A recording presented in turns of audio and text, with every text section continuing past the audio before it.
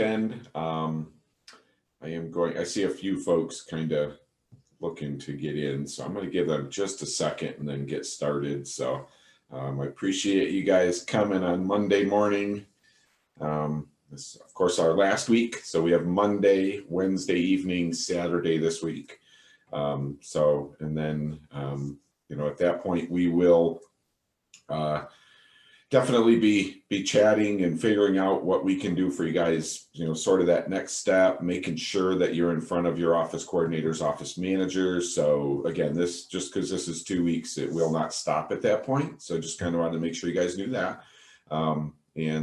But later this week, we'll kind of, we'll make notes and things on what you guys need from us, at that point. So we'll give folks just a minute to start, and then we'll get going. And I'm going to try to keep this to 2 hours for you guys. I know 3 hours is just a huge chunk. So, we'll see how it goes. But I kind of want to get through working with buyers 1, 2, and 3. And I think we can do that and do it in a couple hours and then get you guys on your way for the day. So, but we'll start in just a couple minutes.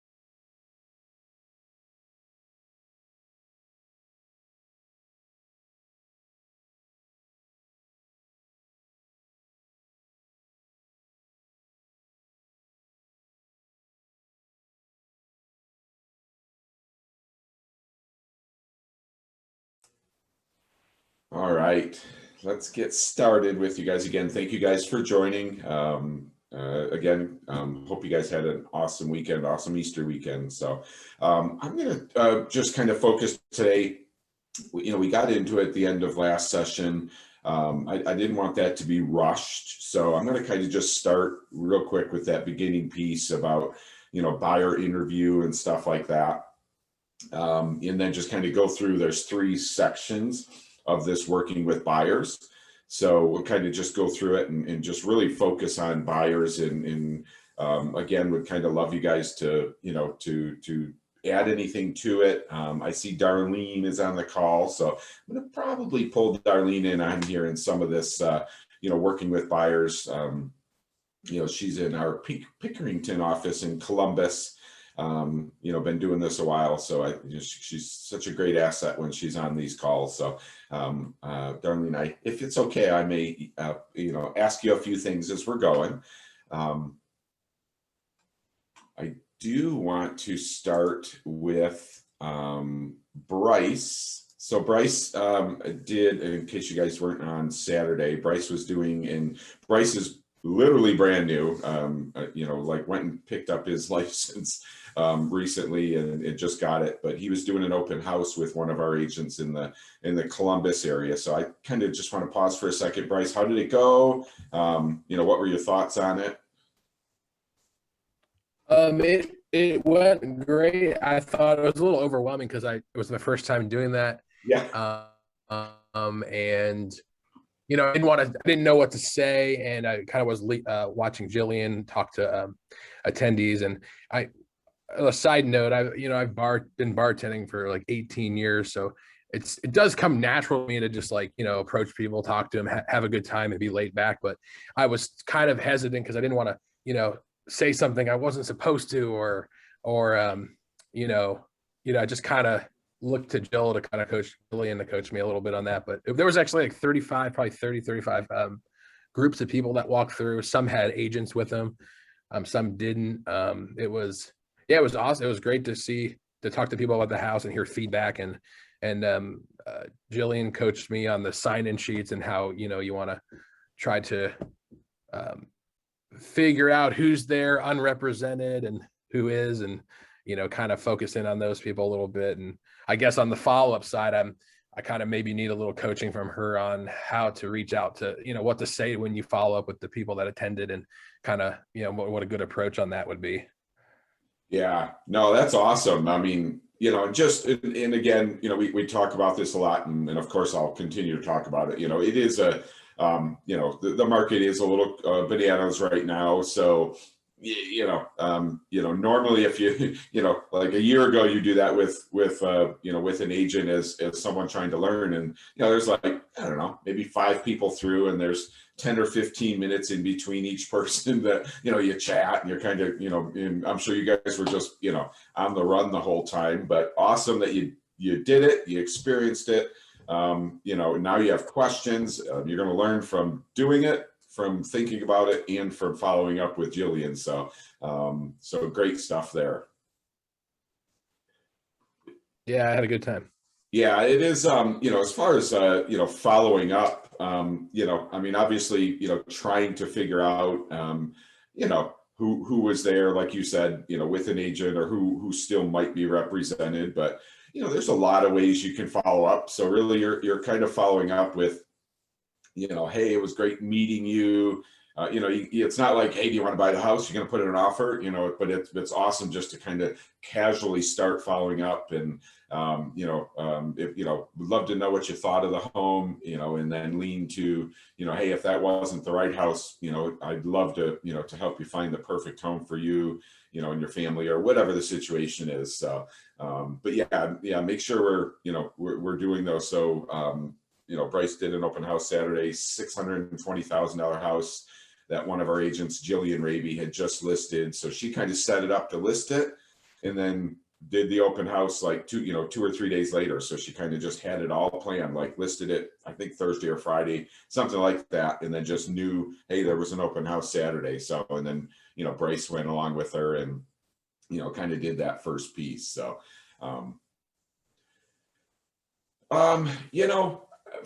so Melissa asks, just curious, do you find a better time of day to do these follow-ups that work better for you? So in reality, for me, because this market's crazy, because, a buyer or somebody that came through, might go to an open house. They might just be like, hey, we're stopping by the next open house. And if they don't have an agent, they're just kind of feeling this out. So for me, the first follow-up should be sooner than later, like later that day, or by today, we got to follow up with them to kind of, put our hat in the ring. If they're not working with someone, if we can kind of chat with them. So, sort of that first one, should be kind of quick, in this case, after the open house, just because, just because of how the market is, and how many agents there are. So we kind of keep going back to that as well. So if they don't have, an agent, or aren't working with one, they will likely push that they don't need one, like, well, we're not ready, we're just looking. But it's, when you're able to just kind of, not ask them, or be very, blunt with them, you just kind of like, hey, just following up, you came to my open house, so I'm going to follow up with you, and just kind of do it that way. And then the second little follow up might be, I don't know, depending on how that one went, you can kind of go on a little bit, or maybe 2 to 3 days later, maybe go see if there's something similar. Like maybe if you got something from them where they said, well, it was too big, it was this, or we need a bigger yard, or, they start giving you feedback. then it's good to maybe go see if there's another listing, see if something just came on the market today. So that's awesome. That's always a great follow-up, is like, I don't know if you saw this one. I just thought I'd send it to you. No one's going to get grumpy with you for just kind of casually touching base with them, from this point on. So I'm a fan of texting after that, kind of as a way to follow up, because you're not calling them where they just are annoyed. I like calling people, and I still think it's extremely important, but the text is just kind of a way to just set, I don't know, it just comes to my phone. I click it, I read it quick, and I move on my day, or I respond quick, if I want to, or if I'm ready to. So I kind of like the text is a way to follow up without, being, taking any of their time or sort of annoying them. And then it's just a matter of writing the text where you're just kind of, you're literally just following up. You came to my open house, so I'm following up. So that's another way. I'm either touching base or I'm following up is kind of a way for you to throw something at them and then not go, oh, geez, I'm so sick of hearing from Bryce, because it's like, I'm just following up, and then they'll respond, they won't respond, and then you just kind of set up a system. So I don't know that there's a best time of day to do it. Depending on what you're doing, maybe a call or a text. Obviously you think, geez, are they working? So maybe I'm not going to call them at 11 because maybe they're working, the 9 to 5, but maybe I can send them a text and go, hey, just wanted to touch base. Let me know what you're thinking when you can. Those are ones that can kind of go out throughout the day, and then, maybe they'll respond, on a break or lunch break or after work, whatever. So.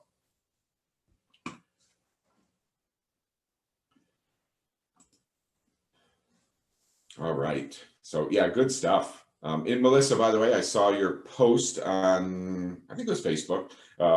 Miss Melissa went on Facebook and was just kind of posting about, how she made a change and how she had loved or always had an interest in real estate, and then, sort of jumped into it. And, it was such a great post because it was, I've never met Melissa. I've known Melissa for a long time. I've known Melissa my whole life, whatever, any piece of, anyone reading it was just kind of like, she needed a change. She wanted to change. She, always was interested in real estate, posted that she jumped in and loves it.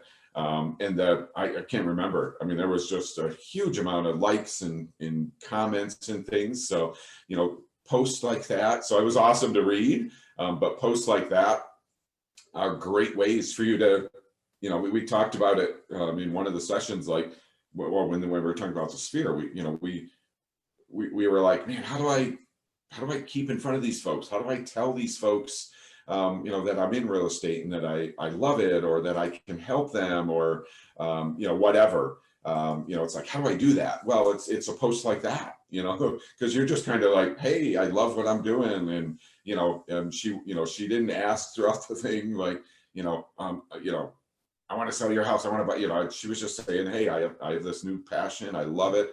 And it's what I'm going to do. And all I read it was Melissa's in real estate. And if I knew her and she was kind of in my world, the goal would be for her to get me to be like, oh, I'll remember Melissa when, when I might be doing something, or when one of my neighbors or friends or family are doing something. So if you, I know some of you guys are new like Melissa, or recently new, actually, if you're even experienced, we all have to kind of continue letting those folks know, I'm in real estate, and this is why I did it. I love it. This was the reason for a change, if that's the case, whatever. And certainly as you're going, you have to consistently go back and say, oh, gee, I'm still in real estate, so I still expect you to, the goal is I still expect you to, to remember me and use me and tell your friends and family about it. So just constantly, just think about that if you have not kind of thrown your hat in the ring for telling the world you're in real estate. Because, and check out Melissa's post, or certainly some other ones that I've seen, kind of mentioning, hey, this is it, to kind of, make sure everyone's on board. All right. I just want to check the chat real quick. Okay. So yeah, so we're going to start kind of redo this first piece with working with buyers. And again, I just wanted to kind of reiterate this buyer interview and in the buyer qualifying piece of it, because as I kind of started on Saturday, I mean, it's crazy, again, especially in today's market, but it's crazy what consumers, even slash clients, sort of either expect or just want. Like, I want to see this house, and I want to see it today at noon, or hey, I want to see see it tonight at 8, or they just kind of put the hammer down. So and you have to, you got to be, we have flexible schedules. We have to be, hey, look, I can have an personal appointment at 11, but maybe I got to show a house tonight at 7, where everyone's off work at 5. But we have that flexible schedule. But sometimes it means like, hey, we got to work, a Saturday or a Sunday or an evening. But we still want to, if it's a buyer we've qualified, then we're kind of doing whatever we need to find them that home. But prior to like essentially qualifying them and making sure, that we're on the same page and that they're qualified to purchase and things like that, we will get a message. Trust me, you will get a message that says, hey, this is who I am. These are the 3 homes I want to see. I want to see them this afternoon. And obviously you want a client, you want to find a new, especially if we're new, we want a client, we want to find them a home, we want to make a buck, we want to make some dollars from it and then have a client for life. But we have to just pause and have a conversation with them, before we just hop in a car and then physically meet them in person at a house. Like, oh, hey, nice to meet you. We have to have a phone conversation, we have to have a Zoom, or we have to have an in-person where they kind of come to the office, and we meet and have a conversation. So one of those where I need to kind of figure out who these folks are, that really what they want, and that can be if it's on the phone or a Zoom, or in person, you have that initial interview. So it's not like you're going to get every answer out of them in one 20-minute conversation, like exactly what they want. It'll grow, it'll flex, we need one car, at least one car. The next time you meet with them, they're like, no, we need 2. So, so it's not set in stone, but just realize, if I, we kind of briefly talked about it Saturday, if we need a garage, at least 1 car, we will not buy a house if it doesn't have a 1 car. And then, they just send you 3 listings and one of them doesn't have a garage. So you're like, this one doesn't have a garage. So, and you kind of said you needed a garage. Like, do you really want to go see this one? And you'll hear 2 answers. You'll hear like, no, thank you we didn't realize it. Thank you. Cause then, again, that's one less house you have to show and that they wouldn't be interested in because it doesn't have a garage. Sometimes you will hear, well, we thought about it, but this is like the perfect neighborhood. Or, we would consider building one because we really like the house. But the idea is at least you're having that conversation with them. So first of all, kind of knowing they want, again, at least initially, 3-bedroom, 2-bath, full basement, bedroom on the first floor, 2-car garage, 1-car garage, that initial, what are you looking for?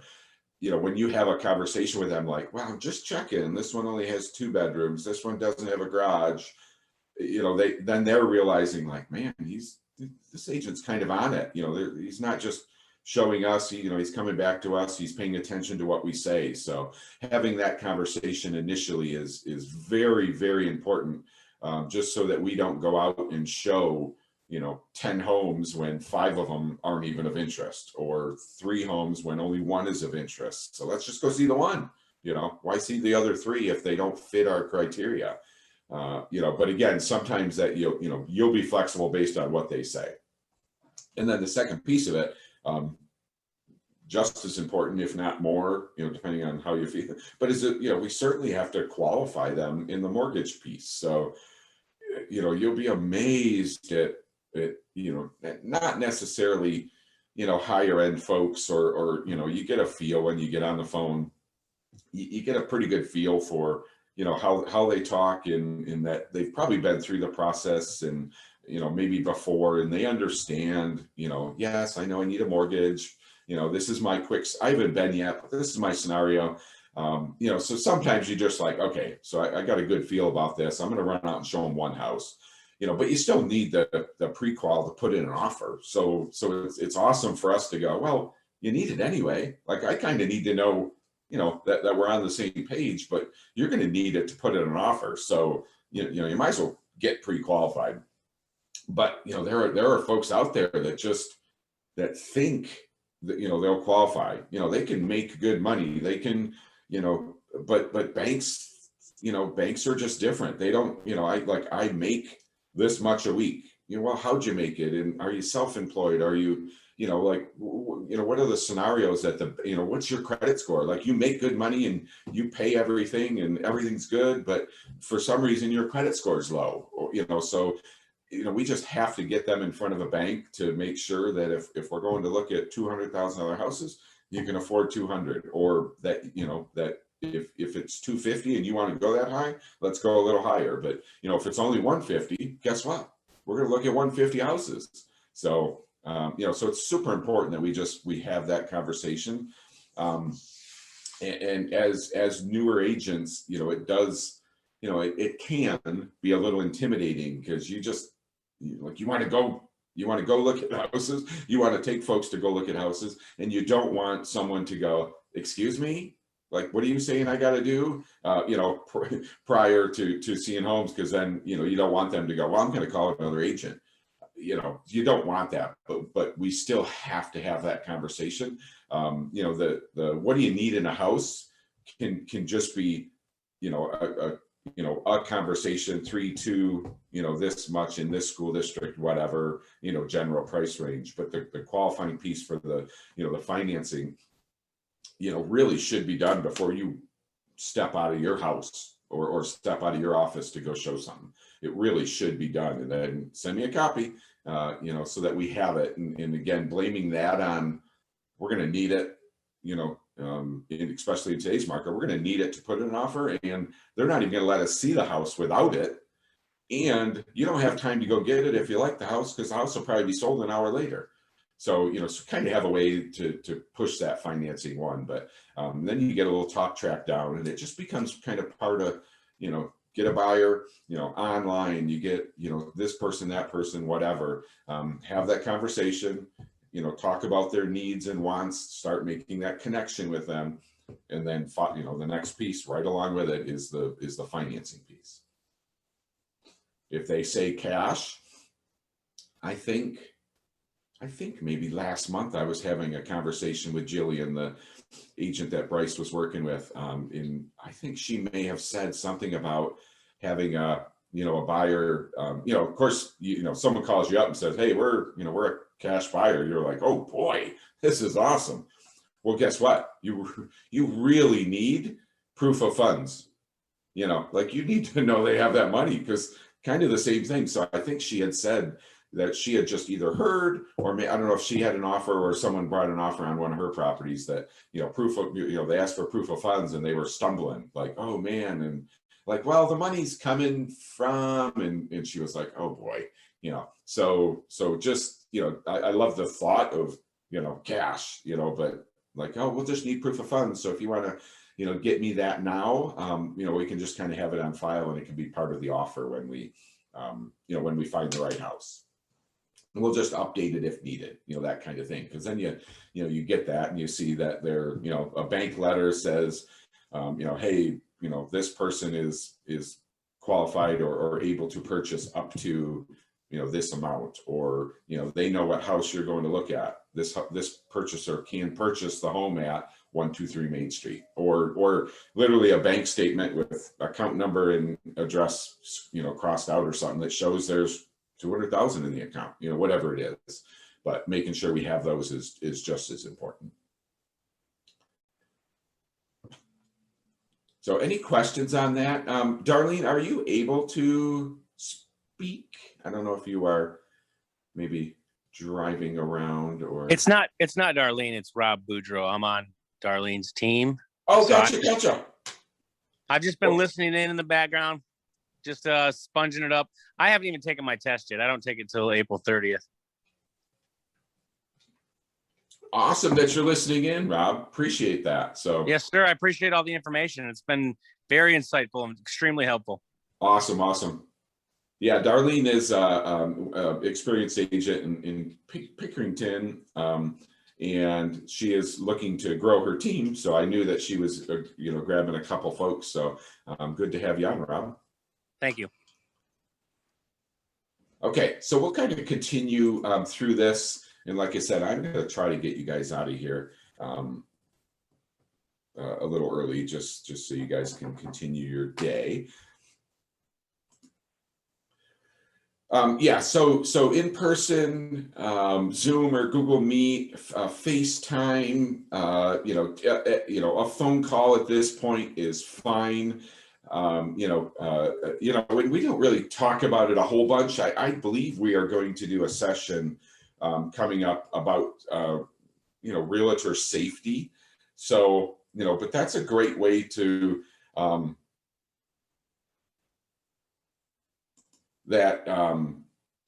can kind of get to see someone, so, or even having them on the phone. So, you kind of realize that, if you're chatting with someone and they're, like, I don't know, you can kind of feel if they're, like, oh, that's kind of a weird call, or if you get, you get face to face with them. But safety's a piece. So obviously we talk about, getting to know them and what they want and make sure they're pre-qualified, but also there's a piece about getting them to meet you in the office, or even meeting you on a Zoom, that you get to see them and you're getting to, meet them. Or if they won't do it, you're like, there's just has to be a piece of you that says, okay, well, that's a little weird, like they're refusing to, or, something like that. So, so a safety piece does come into, that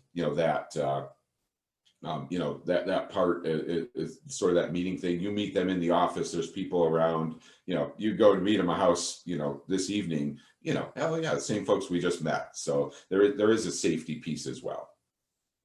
And then just, so we have, just to dabble in the mortgage piece. So we have partners. So most, or at least our banks or our offices in Ohio are hooked up with First Nat. So First National, kind of, they're partners with us, and they're in our part of our events, and they help support our agents and help us with, if you're doing an event, we could get our mortgage folks to sort of help, be a part of it, and be there and help, with different things, and help pay for it, whatever, marketing pieces.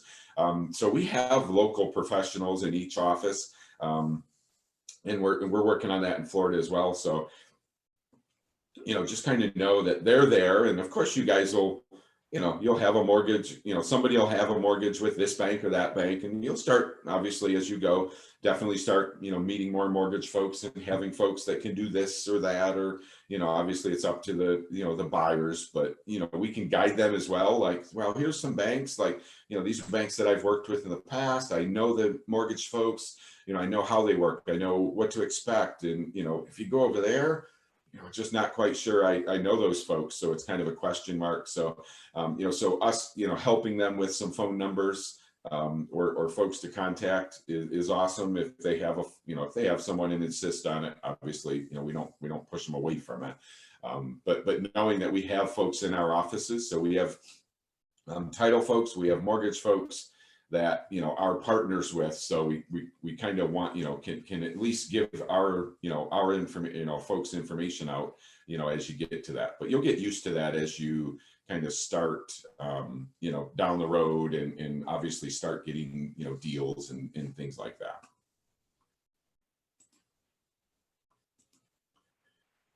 And again, just I love you guys are on and soaking all this up. If you guys have any questions whatsoever as we go through here, or something you either dealt with or have thoughts on, please throw it in chat or unmute yourself. So, I'm going to find this questionnaire and to make sure you guys get it to kind of have a general idea of what, what you're asking the folks. But, we talked about it, you're really just trying to get to know them. If they have kids and they bring the kids to a meeting, or you see them in the background, or, the husband and wife or the partners or whatever, like you just want to know everyone's name. And, if they got a dog, like you just kind of want to know as much as you can, because it's just your way to build rapport. The second time you see him, like, hey, how was Johnny's play? Or, anything that you can do to sort of, make that connection. And then, the next time you chat with them or text them, you're, like, hey, what do you, and, instead of, what do you think? Like, what do you and Julie think? Or, whatever the two folks' names are, then it just kind of adds that piece, like, oh man, my agent's paying attention, and they met the dog once, or the kid once, and remembers the kid's name. So little things like that can go a long way for you to kind of build that rapport and have a better shot of of just hanging on to that person, because they're showing that you care. And then, these 3 questions, we quick did them Saturday, but, how soon do you need to move? How long have you been looking? And if you found a house today, what would you do? So you want, if the move is, hey, we do it today, or we're up to 9 months, just so you know. How long you've been looking? Have they been looking 4 years? Oh boy, I'm okay with it, but like, why haven't you found a house in 4 years? Or if they've been, looking a week. But the best question is, hey, I want to go see these 3 homes. In your, little consultation, if you just are, ideally you are face to face, and you go, if we found the house today that has 3 bedrooms, 2 baths, the 2-car garage, has a backyard, whatever, what would you do?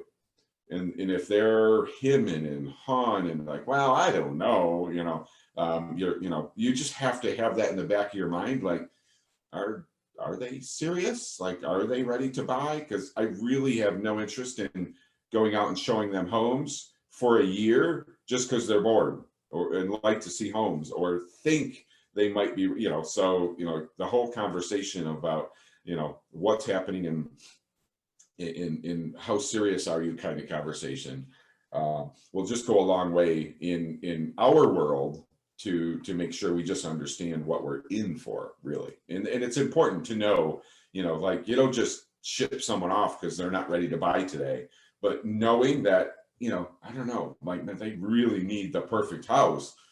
All right, so if I'm going to jump in with both feet, I just need to know, might show them 10 houses over the next, 3 months or whatever, and they might not find the right house. Maybe they will, but just kind of knowing that. And you also, if you kind of get that feel, don't be afraid to, to kind of dig deep when they send you 2 homes. Like, well, this, like this one, look at the pictures of the kitchen. Like, you said you needed a walk-in kitchen. You're not doing any work. This one's just, like, do we really want to go see it? Anytime you ask that, don't just know that you're not showing that you're like, I don't really want to work. Like, geez, I want to show you one house and buy it. You're not doing that. You're just kind of making sure, like, well, neither one of us want to waste time. And, I'm just kind of making sure, we see the homes that would really fit you. So, that's a great conversation to have. And I trust me, they will buy all into it when you start, questioning a listing just because something they said, like, we need this. They will buy into it and be like, that's all, I've heard folks, they've thanked me, for kind of taking the time and not just, because often they may not realize it. So, you know what, I am actually, since we have a little time and we're just going to do this buyer section today, I'm actually going to show you that, as long as I can figure out where I did it, I'm going to show you that video. So I think I have it right here. So I just want to make sure you guys can see this video, correct? If someone can kind of just throw in chat. Perfect. So I'm going to play this and just kind of let you guys, it's 4:42, but it's just sort of an example of a back and forth. Obviously, it's just on the phone, but it's pretty cool to listen to. So I'm going to just play this and let you guys listen.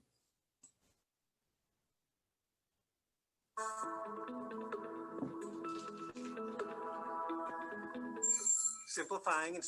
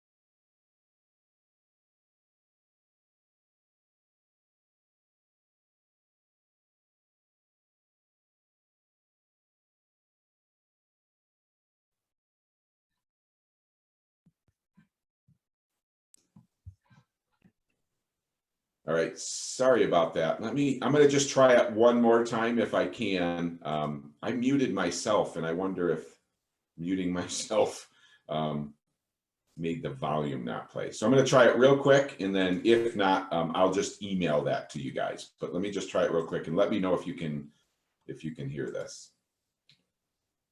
Find a home that you love and you haven't been pre-approved.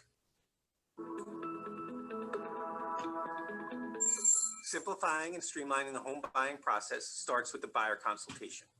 When you meet with the buyers in your office, you'll be able to leverage ERA resources to help them find and make an offer on the home of their dreams, while at the same time protecting your valuable time so you can work with even more buyers and sellers.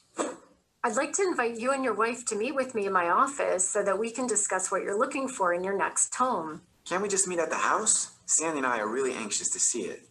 Be prepared to handle this very common objection.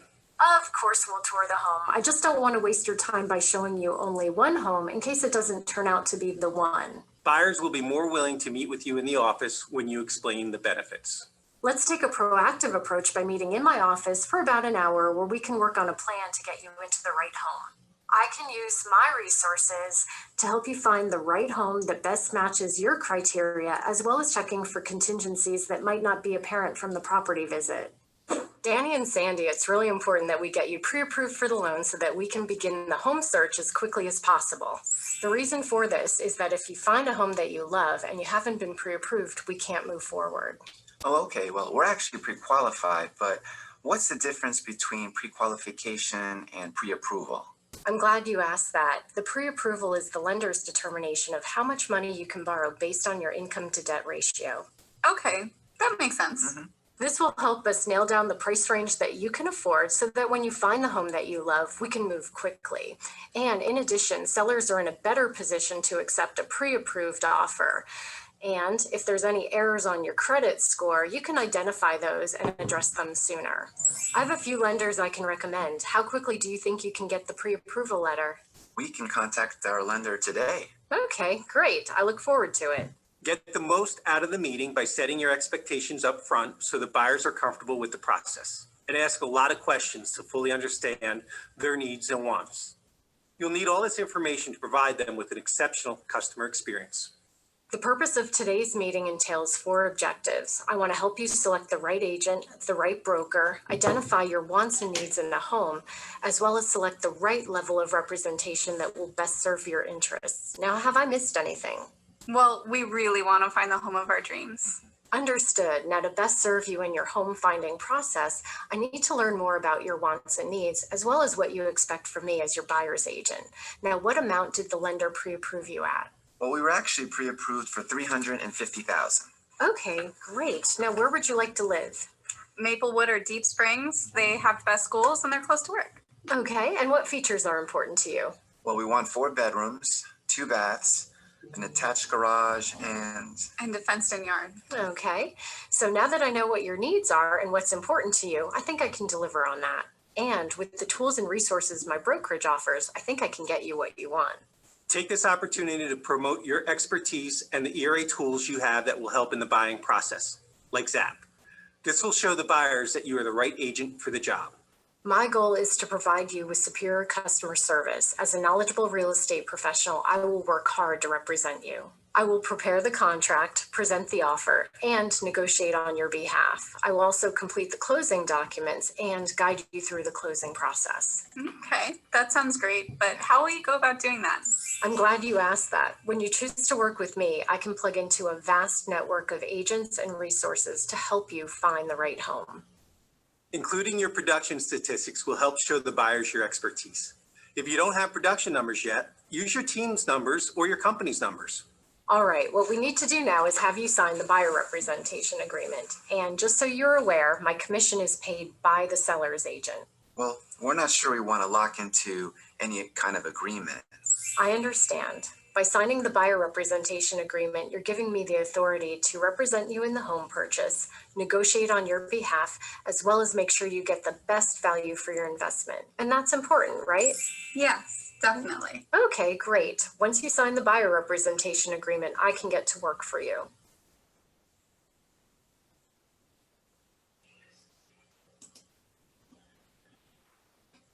So hopefully that helps, obviously kind of seeing it in that, in that piece, it, makes it look so smooth and all of that. But obviously we know, that, that objections, but the, literally if you can, kind of get that sort of process down, or at least understand that you do need to have that conversation.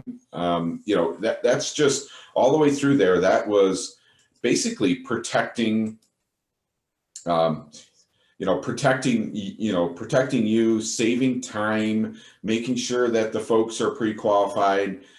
In the end, the buyer, sorry about that. I don't know why that's, in the end, the buyer having the, to sign the agreement piece, that's, I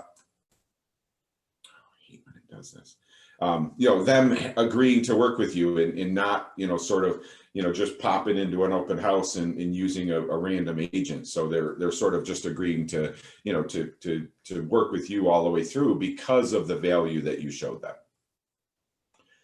And then important piece, you'll hear me talk about stats as being very important. So you'll hear me talk about stats being important when you're kind of, we talked about farming in prospecting, sending stats out for a neighborhood are important. Stats for an agent can be important as well. But like, Shannon said on the video, if you don't have stats, which many of us don't, or, one house or whatever, you have stats for your office, your region. So it could be, Pickerington, it could be, Grove City, it could be, Rocky River, it could be any one office, or it can be the region. So, hey, my team has sold, 300 homes in the last 2 months, or they sold 500 homes last year, and here's our average sale price, and just kind of pull the stats from the office. Or you could just pull the stats from the whole company, where we sold over 3,000 homes last year. We sold over 3,000 homes last year. We have stats that show our average sale price. So you can kind of play with that and use those stats until you build your own. So super important to know that again, you guys don't, you don't walk around going, hey, I'm new, you may be new, but, hey, got a team, I got a team of 30 agents, that I work with, you don't have to work with them, it's just saying, yes, everyone in my office is on my team. So, and what that shows you guys, or shows, anybody that you're chatting with, is that, man, if I don't know something, all I got to do is ask one question and someone will help me. Someone will come with me, for this, or help me negotiate, or especially as you're doing it for the first time. So you guys are never on your own. So, just talking like you have a team shows that, the goal is to almost not get asked how many homes you sold, or are you new in the business? You almost want it to seem like no one even asks that you're new in the business, or needs to ask that you're new in the business. That's kind of the key. So when you kind of, when you're walking around, and like Bryce said earlier, of course you can be, like, man, I don't know quite what to say. I don't want to say the wrong thing, but the idea is when you're chatting with someone, like, oh, my team, yeah, we work together, and I can get anything done with my team, that type of thing. When you're chatting with like that, the goal is to kind of have them not realize that you're new, or that it not matter.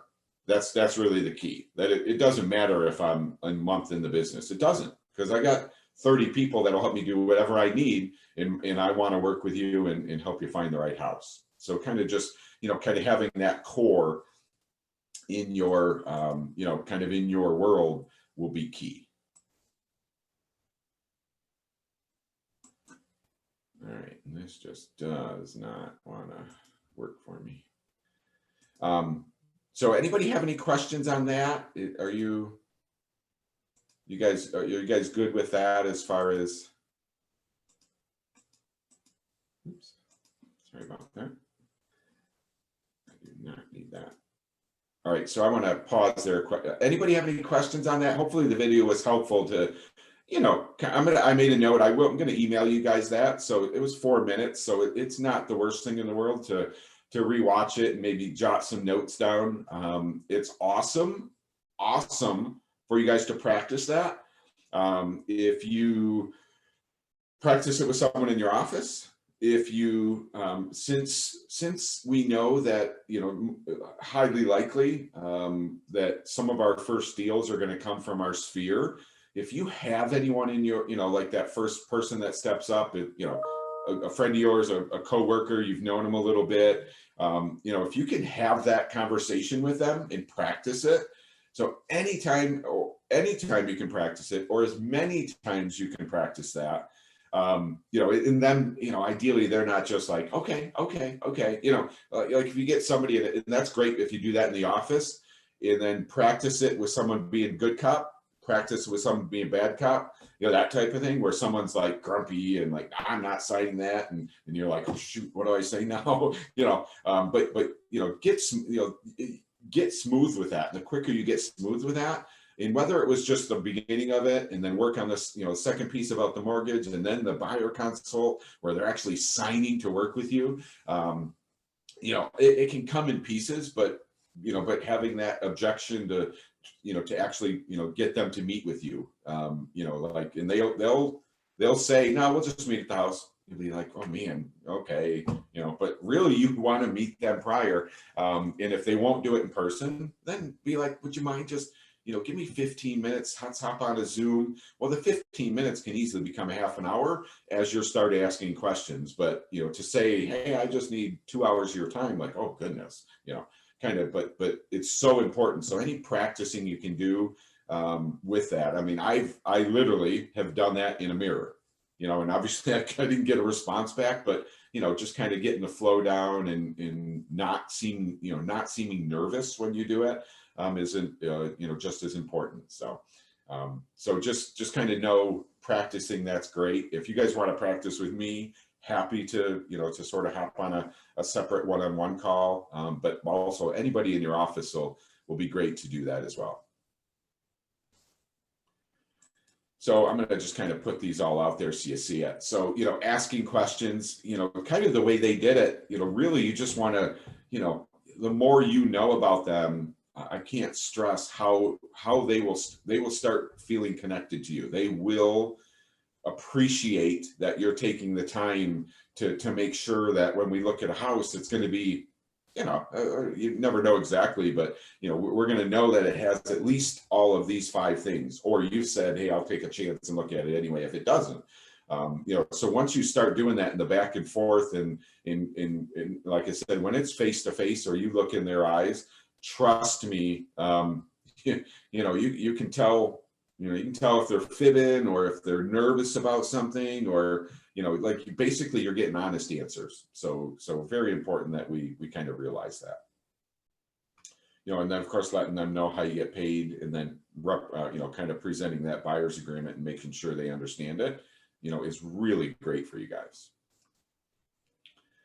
You know, 36, well, I'm going to go through this quicker because we did kind of cover this, but, you know, again, just kind of understanding, you know, what their time frame is, just so you know, you're not going to, you know, delay working with them or drop them or anything, but it's just so we know. It's just so we know, like when John calls, man, he's looking for a house. I got to hammer it down on him. You know, when Sue calls, okay, well, she's 90 days out. I'm going to actually just take a second here and make sure this house is worth looking at, or, you know, that it's in her price range or her school district. You know, I'm just going to make sure, you know, because she's really kind of needing like that perfect house. So, you know, once you start getting this with all of them and you kind of have notes like, oh, John, let me switch it. Okay, yep, there's John's thing. You know, this is what he's looking for. He's pre-qualified. He's buying today. If he finds the right house, you know, just having all of those notes, you guys will just, believe me, you know, it's just the timing thing, but you guys will get that all down. You know, again, preparing to show that, I mean, obviously this piece comes into, you know, someone directly in your office, obviously getting, you know, especially if you're newer, making sure you get access to the MLS and understanding that, and the trainings for the MLS are within the, you know, in the MLS. So, you know, there's videos, sometimes there's you know, live, virtual, things like that. So you guys will definitely be working directly with your office coordinators, office managers, and regionals and all those, like in your region, to make sure that you're good with, you know, kind of the whole entire MLS and in running a CMA in the MLS and things like that. We did, just so you know, we did talk Saturday about the RPR. And I want to make sure you guys just at least remember or saw, just in case you didn't, you know, pay attention to the email last night. I emailed you guys the video of RPR. It was about probably an hour long. It was one of our agent tool of the month. So just to sort of that beginning dive into RPR, but super, you know, super valuable tool for you to buyers and sellers to just get all the data you can about a house to list or a house that a potential buyer might be interested in. So make sure you guys kind of take a peek at that, you know, when you can, or when you're able to take an hour to do that. Make some notes. I think we're either going to do more videos, or there's some awesome videos within RPR to kind of further learn that you know, that system. So either way you do that, I mean, it's valuable and it's well worth at least knowing that exists. And then as you're working with folks, you know, kind of dabble a little bit more in it and just realize, you know, what it offers and how valuable it is. So, you know, preparing to show, you know, we've talked a lot about this, so I'm not going to spend a lot of time, but, you know, just make sure, you know, that, you know, obviously if I say, hey, I want to see 123 Main Street, you know, I'm going to quick do the agent a synopsis, like, okay, they're, you know, they can afford it. It's got 3 bedrooms, it's got 2 baths, you know, so obviously you're doing that piece of it, you know, and then we reach out to, you know, the listing agent to set up an appointment, and then, you know, do it as quick as we can or whatever. But again, kind of the core of the MLS and setting up listings and things will be done within your, you know, particular office. And I'm going to skip this because we kind of did talk about this. So following up, you know, the one thing I want to take a second to chat about, and you know, it'll kind of linger the rest of the session today, is, you know, follow up. So I think Melissa had mentioned, like, you know, even asking like when, you know, when's a good time to follow up, whether it's day or how many days or what time of the day.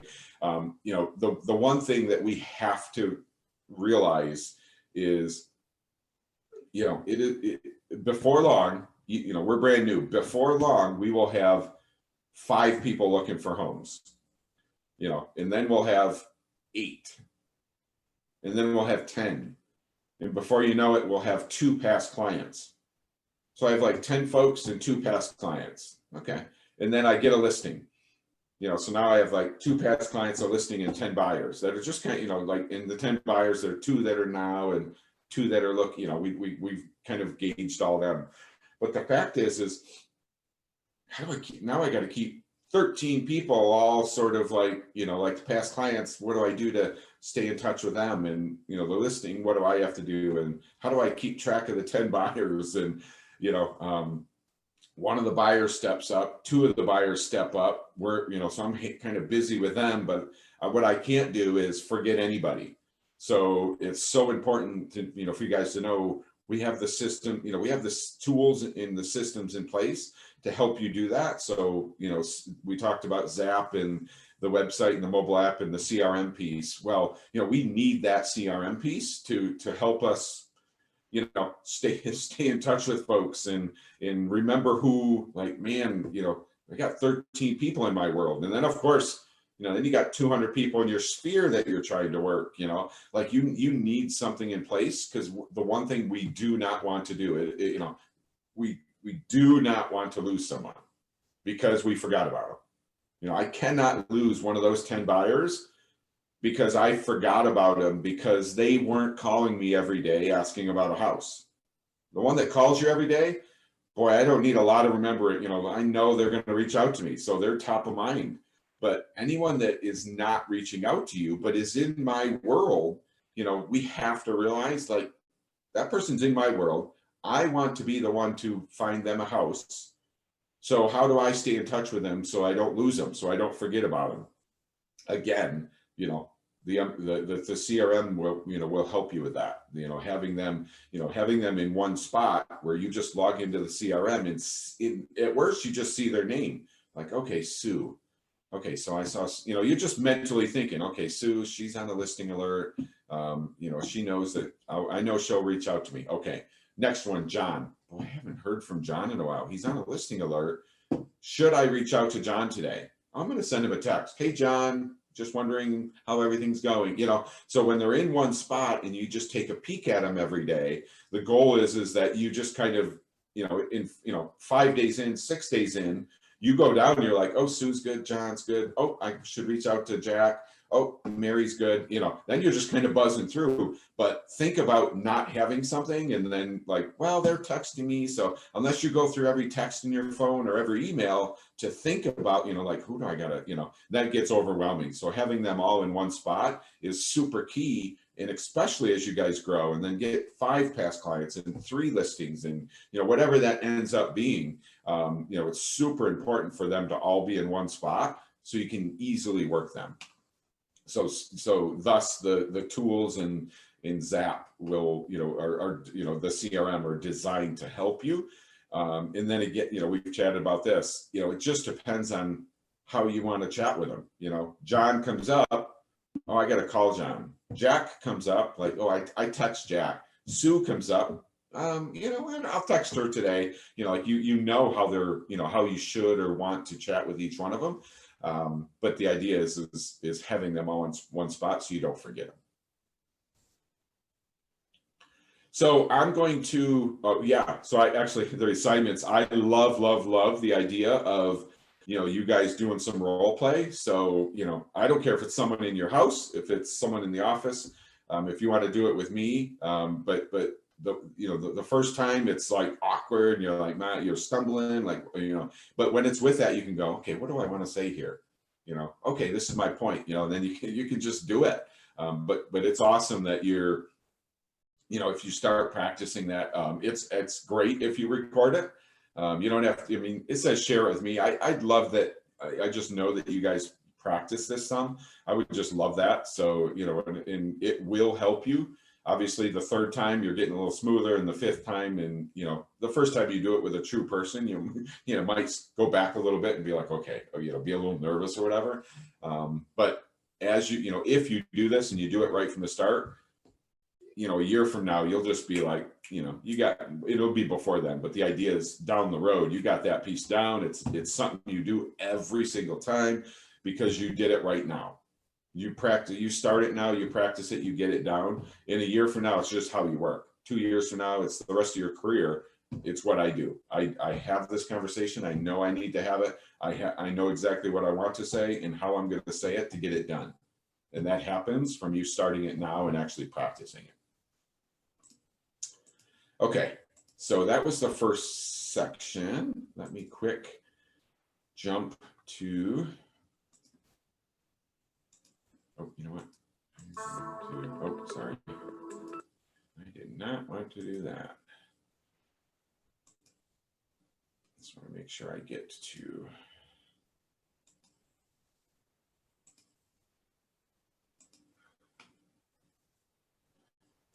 The next section should be 7.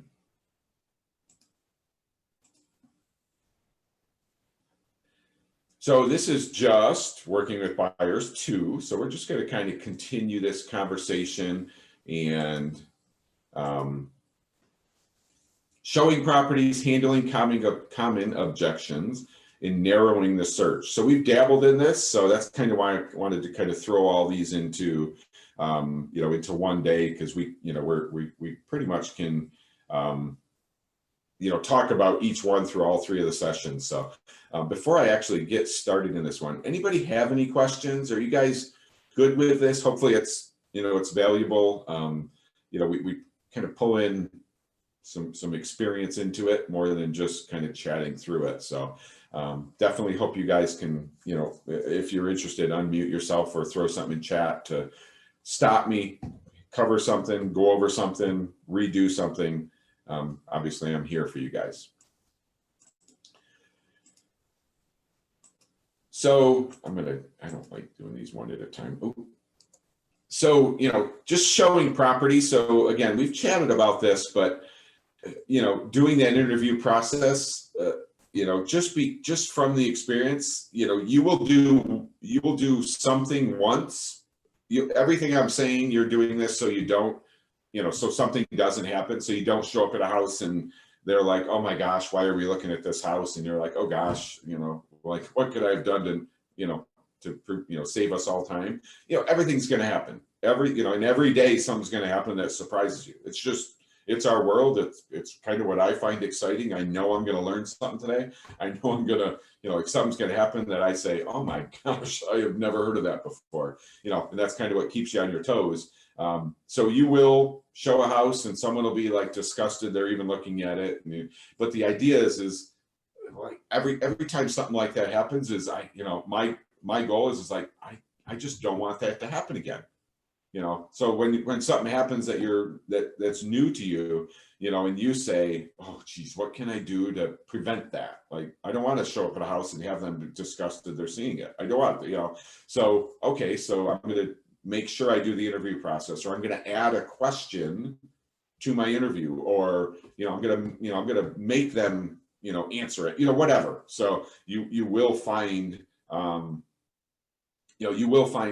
things that you can continue to add to this, but having this conversation is so important so that we limit those. And then, you guys will learn this, sort of the whole MOS and setting up appointments and using showing time or whatever tool, you guys are going to be learning that in office. So all I'm going to say is make sure that you guys do.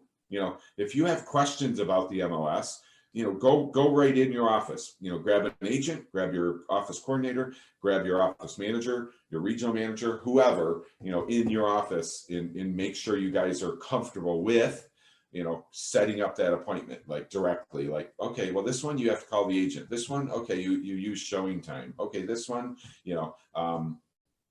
I will say, you'll quickly start learning all the agents. You'll learn like, oh, I'm showing, Rob's property again, a second one, or, oh, I talked to Rob. So, you'll learn that process, but please make sure that you guys, get any questions answered, sort of in your office when you're thinking about in dealing with the MOS.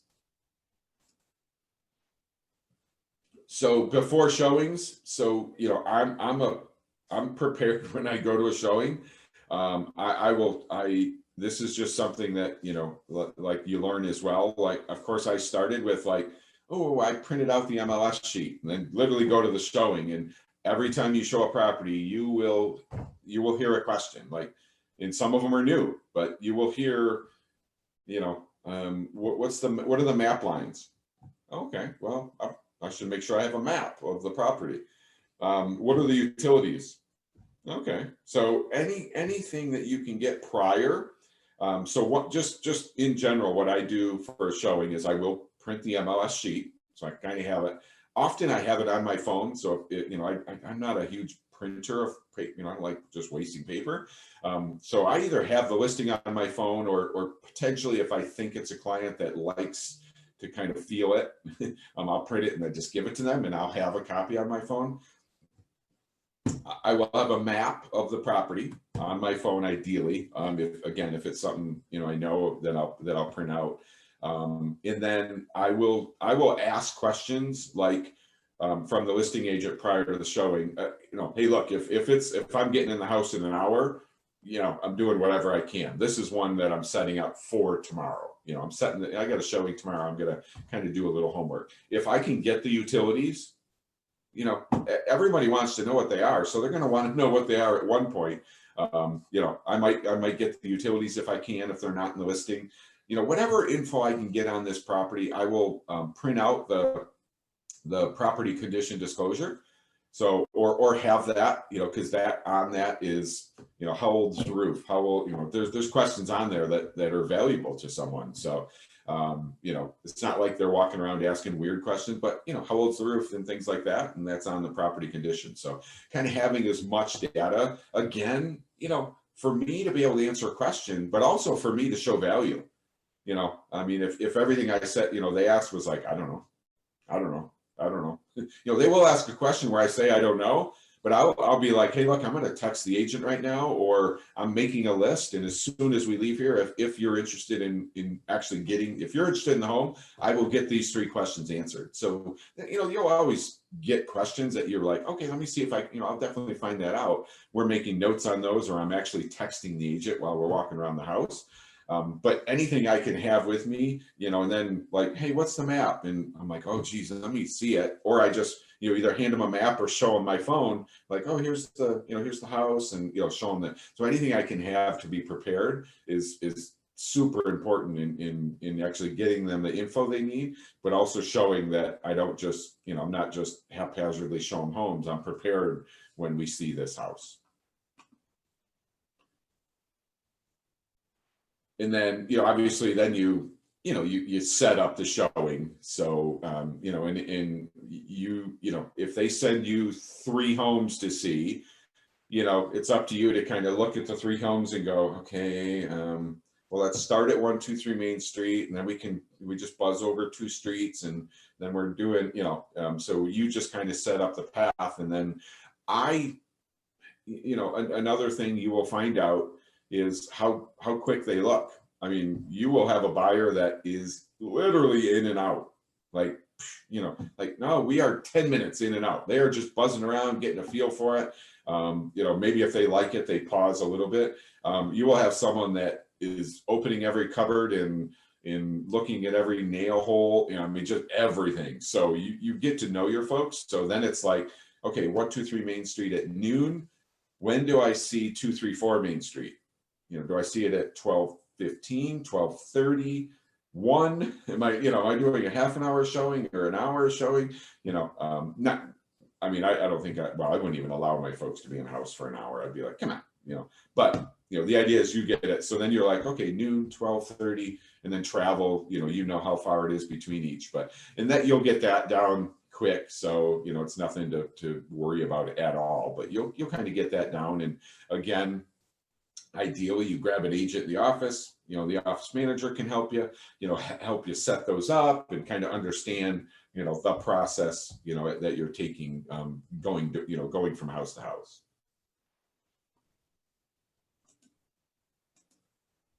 So, showing homes. So, this is where, there's not a right or wrong answer here, but what do you do? So you open the door, you let them in, what happens? So, the one thing you don't want to do is just, you go in, I'll just be out here. You gotta hang with them. You gotta make sure they're, being responsible in there and nothing spoofy's happening.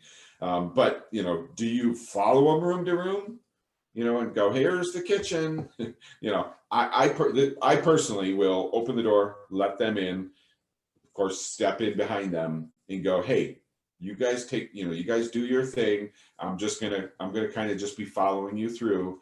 But I'm gonna let you kind of look at it. You have any questions, I'm right here. And I kind of just let them, if they're in the kitchen, I'm, kind of, if it's small kitchen, I kind of just, stay away. I'm not on their backs, but, I'm just kind of following as they're going up the stairs. I give them 2 seconds and then I head up the stairs. So I just kind of let them do their thing, but I'm always in a quick, if they turn around and ask a question, I'm always right there. That's just, how I choose to do it. I don't point out anything unless it's something that I see value in that they missed. If they just kind of buzzed right by something, and it was something, it's a feature in the kitchen, a nice pantry that they didn't open the door. I'm not afraid to go, how do you guys kind of miss this pantry? And it's a door, but behind the door, there's awesome sliding, cabinets or something that just isn't a normal cupboard. So anything throughout the home that kind of stands out. If they buzz by it, I might pause them, just to make sure they see it. But otherwise, I'm kind of letting them just go through and always being right there to answer any questions. Oh, good. Yeah. So, again, I am not saying that, that you don't just walk in and go, hey, and point things out. But, in my mind, like they know what room, what each room is. I don't need to say, but the fireplace, if they just like, oh, the fireplace is nice, and they just stop there, I will add like, oh, it's wood burning, or, oh, it's gas, like a ventless gas, whatever, just things throughout the home. You don't be afraid to point them out, especially if the seller or somebody has made a point to point things out that makes the house a little more special. You want to make sure you point them out to your clients.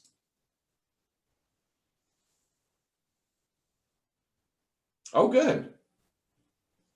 Good, Melissa. Yeah, that's just another thing. Like, Bryce doing the open house, Rob, if you're working with Darlene, like, you can't, you're not licensed, you can't answer questions and things, but anything you can do, like Melissa says, I've been on showings for a couple of agents who were on vacay for the experience. Yeah. Like I said, you either go with an agent or they set it up and go, hey, cover me or something, and you're able to just do it. If you're with an agent, you learn, obviously you're hearing questions from clients, but you hear how the agent responds. You get little tidbits there, like Bryce was saying at the open house, like, he just sat back and was like, listening to Jillian, like, okay, so they asked this, and, this is how she asked, and again, there's not a right or wrong, throughout that process, but just kind of hearing that just gives you that experience. So anytime that you guys can tag along with an agent, or do something for an agent, that's just obviously how you're going to get that experience. And then just know when you guys go to do, some of you guys, when you guys go to do your first showing, or, anything to do with a listing or anything like that, there will be somebody that if you want, or, we will set it up, that will go with you. So you don't have to go on these, do these things alone, sort of the first time. So just know that all you got to do is either ask or if it's set up, know that someone will go out with you, and just kind of be there for you and help you, and, make sure everything's just going as smooth as we can. So good stuff. For me, that's it. Obviously I've been doing this 11 years, I will, I'm not kidding when I say we learn, I learn every day. So there will never be a day where I'm like, oh, I know everything, because it just, first of all, it can't happen. It's not who I am, but, the idea is, but, just being chill, and always pleasant, we always, that ethics, that ethics part of getting your license, like there is a reason why every time you go to do your continuing education, you need this many hours, because it's different in different states, but you need this many hours every 2 or 3 years, whatever it is, and it's like, oh, you can kind of do whatever you want, but you are going to take fair housing and ethics, because like, so when we always have to remember when we're talking, like, we got to remember that ethics piece. We don't talk about things unethically. So, kind of being relaxed and pleasant, is in professional is just just kind of always think that. And we do not need to know every answer. And we won't, especially if it's not our listing. Like, I've never walked in this house before, so I'm walking in with you. So I am not going to know, maybe what kind of floors they are. But guess what? I'll find out. So it's not like don't wing it. Don't be like, I don't know, but I'm either going to find out now if you want, your folks, like, I'll text them right now, and then hopefully we'll have an answer by the time we're done showing. Or you make a list, and then the one thing you have to do at that point is get the questions answered. So we don't just do that to do it. You text them, later, you call them, you email them, whatever the chat process, whatever you have set up. But the idea is, here are the questions, here are the answers to the questions that you got to, and actually get them that. So, so it's not like we have to, know everything about the house. I show up if the timing is right and how many showings there are or whatever. I will show up at the home, usually about at least 10 minutes prior. And I will walk around the house quick. So do try to get there early, because obviously you can walk around and like get a feel for it and know, like, because you walk in and there's a doorway. It's pretty cool to go, hey, the kitchen's that way, instead of like, hey, what's this way? And you're like, gee, I don't know, and then it's the kitchen, so, it is kind of nice to be there and get a feel for it and know if you open a door, like what's behind it, things like that. So it is pretty cool. But just because you show up 10 minutes early, you are not going to know everything about the house. So that is okay. We will, we will get any answers that we can, that they have throughout.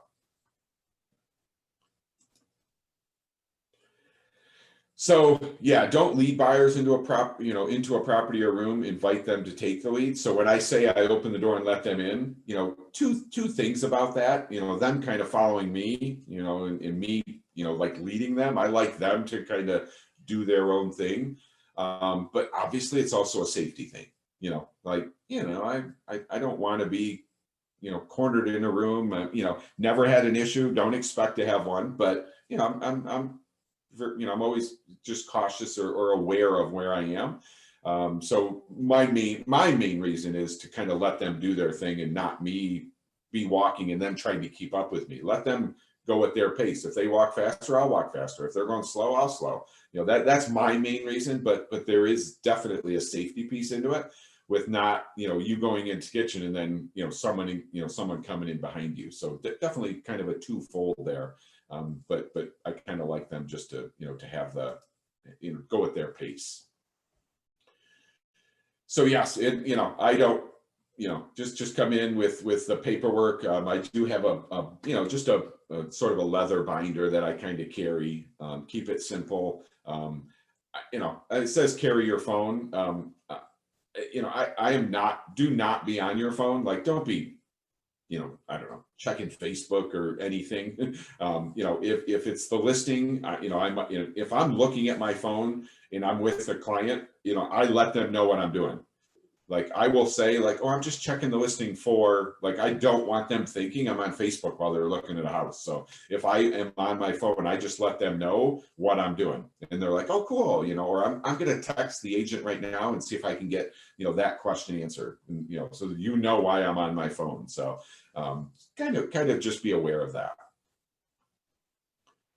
All right, so I'm going to pause for just a second, just kind of see if you guys have any questions, any thoughts.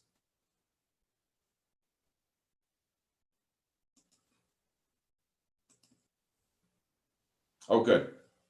Yeah, hopefully, yeah, I love that you guys are thinking the info is good. Again, excuse me, just kind of want you guys to know, like, we're going through all this and it's a lot, and, certainly don't expect you or even think that we can just gather, get all of this information, but love going through it, love just giving you the tidbits, let you start getting familiar with it. Just knowing that,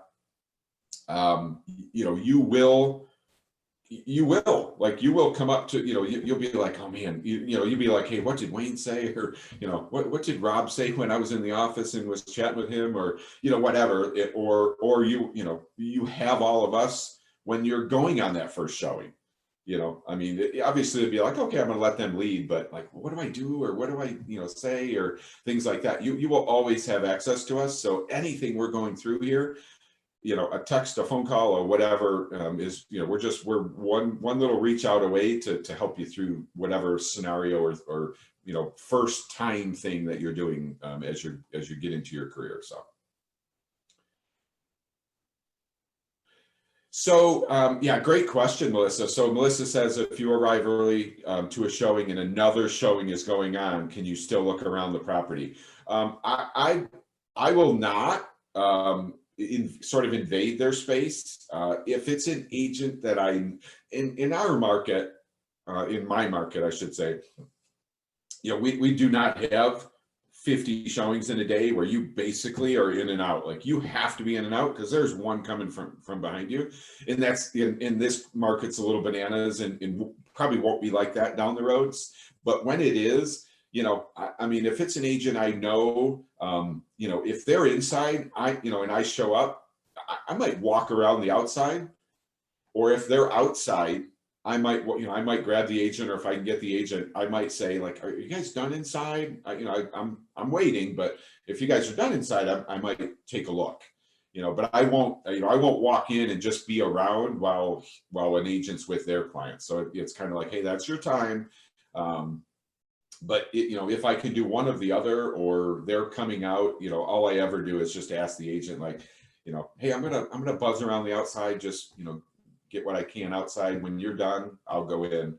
And sometimes, especially in today's market, when I know they are, literally lined up one after another, you might not have a chance to get in prior to your clients. You might be walking in together.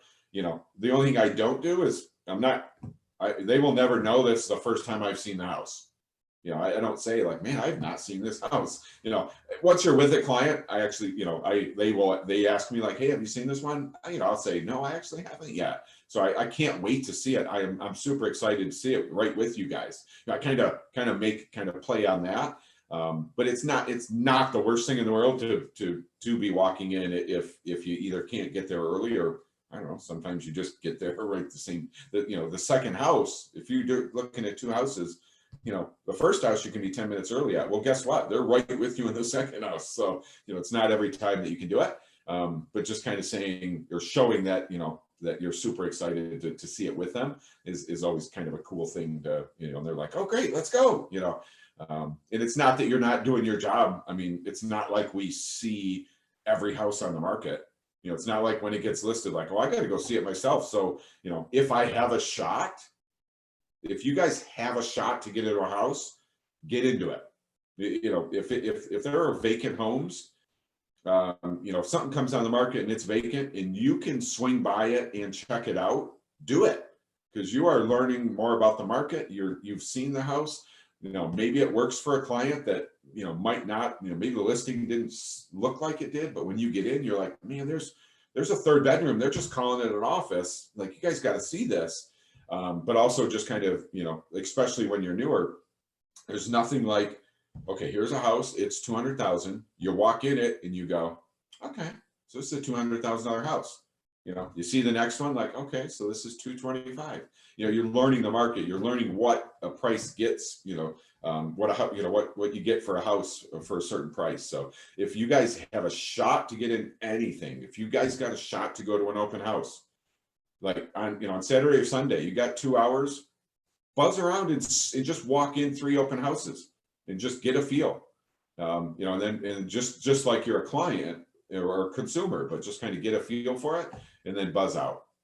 So, you know, anytime you can do that, if you have a shot to ride along with an agent, can I just ride along with you and show, you know, as you show these 3 houses, you know, go with them. So that's always awesome. But definitely, you know, kind of let an agent, if they're there, have their time, just so, you know, it's not awkward with, you know, them trying to talk to their client, you know, that kind of thing.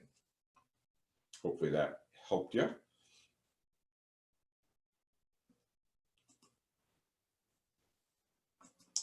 Okay, so just kind of, again, I'm going to kind of buzz down through these. So tips for successful showings. So, you know, like I said, when you're, you know, if you're showing one, you're showing one. But if you're showing 2, 3, you know, 2 or 3 or 4, you know, whatever in the day, you know, you kind of have to know, you know, everything. You got to know how much time roughly that your folks are going to spend in a house, and you don't know that the first time, but you know, so that's okay. But you know, if you've shown them 2 houses, 3 houses, you know, they kind of, you know, buzz through, or they will take the full half an hour. You know, you just plan it. You need to know on Monday, on Wednesday, on Saturday, how long it takes to get from house 1 to house 2. It's 10 minutes, or if it's 5 o'clock on Wednesday, it's going to take me 30, whatever, you know. So just, you know, set one up for noon, and then it's okay if, you know, you're a little early. If you're a little late, you know, like 5 minutes late, you know, but if I'm leaving house 1 and I'm already behind, I'm not afraid to text the agent or, you know, make sure they know, like, hey, I'm going to be 5 minutes late, but the 3rd house, you know, I think we're going to probably be like 20 minutes late. You know, I want to make sure they know it. So this, you know, so the listing agent's aware, you know, so they can let the sellers know, like, hey, you know, you can stay 5 more minutes, or you got to be out of the house, you know, an extra time because they're running late, you know, whatever it is. So I'm always just aware, like, you know, you set it up and you think, oh, perfect, you know, and hopefully it goes smoothly. But, you know, at any point, if you're running late or ahead or whatever, just be aware, should I let the agent know I'm 15 minutes early, or it was vacant, so it doesn't matter? Or, you know, you show up and you're early, you know, I've knocked on the door and the sellers were still there. I'm like, you know, I'm here to show it at 1, I'm a little early, you know, and they're, you know, then they say like, hey, you're going to wait, or, you know, oh, we'll buzz out. No, you're fine. You know, that type of thing. But just kind of being aware of your timing, and not just don't take things for granted. Don't just, you know, don't be 15 minutes early and not care. Don't be 15 minutes late and not care. Just make sure you're letting folks know. I've set up 2 vacant homes, and they're like, just, you know, just go. So you don't have to worry about it if it's vacant. But, you know, if there's any sort of timing with a seller needing to leave, or potential lining up of showings, where you only have a half an hour and you're going to be 15 minutes late, that means you only got 15 minutes to see it. You know, just making sure everybody's aware. Yeah, I mean, a great tip is if there are vacant homes, it's awesome, you know, like, show the first 2 are the ones that are occupied, and then the 3rd and 4th are vacant. Because if you get a little behind or ahead a little bit, the vacant homes, like I said, you know, it just doesn't matter as much. So so kind of just think about that when, you know, if you are setting up, you know, maybe 2 or more, you know, that's a good tip.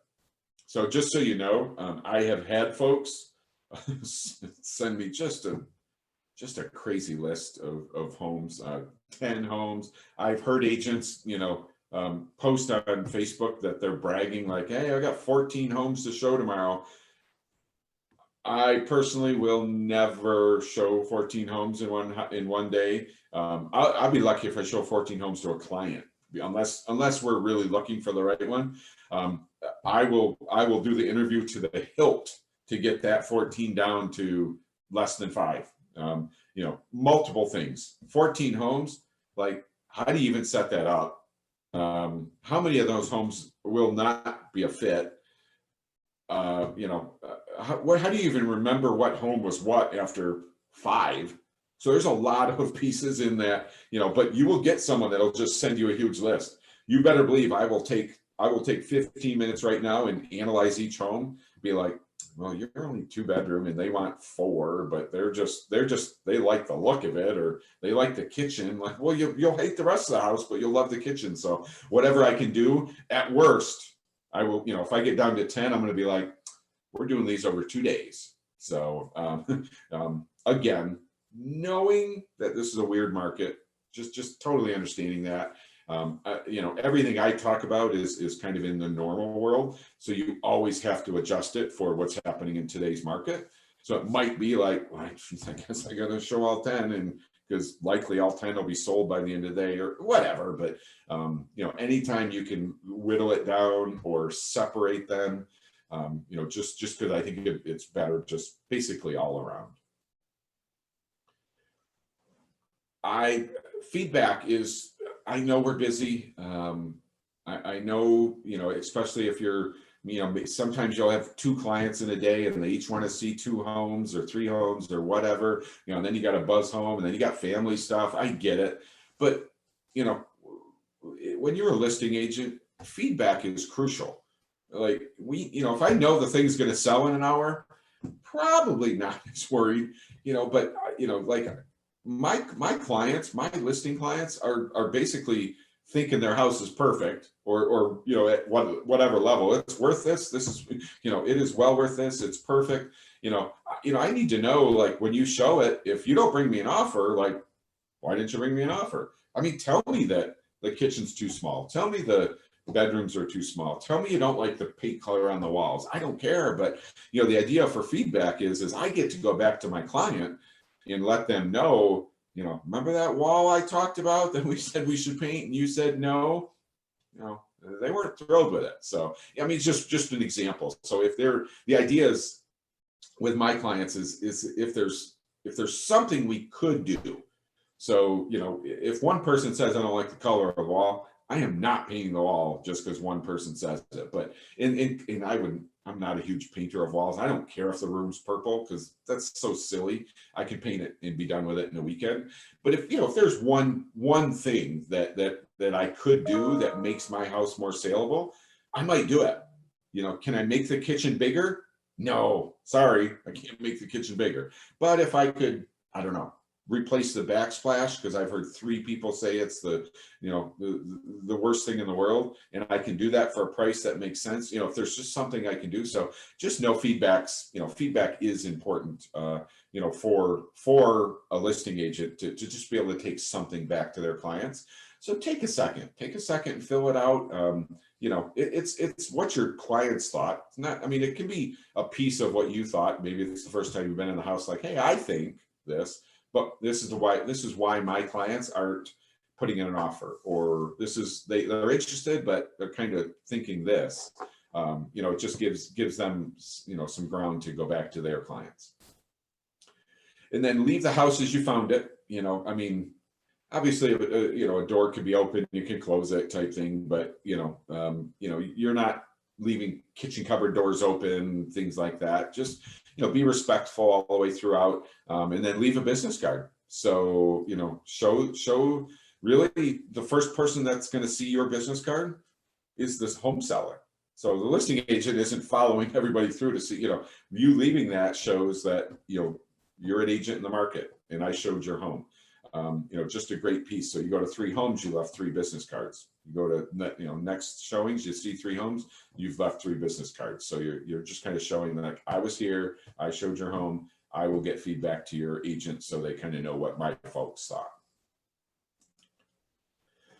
And just going to kind of continue, you know, yeah, certainly if you ever see anything, and I actually recently showed a home and it was vacant and it was winter and there was a kind of something weird in the corner of the room, and sure enough, there's some water in there just waiting to break open from like an ice jam leak kind of thing. So so I immediately let the listing agent know, like, hey, look, I don't know if you've been over there, and they just thanked me up and down. They had not been in the house, the owners weren't in the house.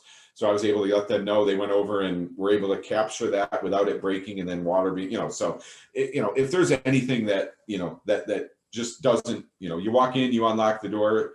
If you're walking, you know, if you're leaving and the door won't lock, you know, be like, look, I tried everything. I've done it. I've tried everything I could. It just, you know, I could not get it to work. Let the listing agent know so they can let the seller know. Someone's got to go over there and, either make sure it's locked or whatever, but, just letting them know, something happened that they should know. Make sure you give them that info.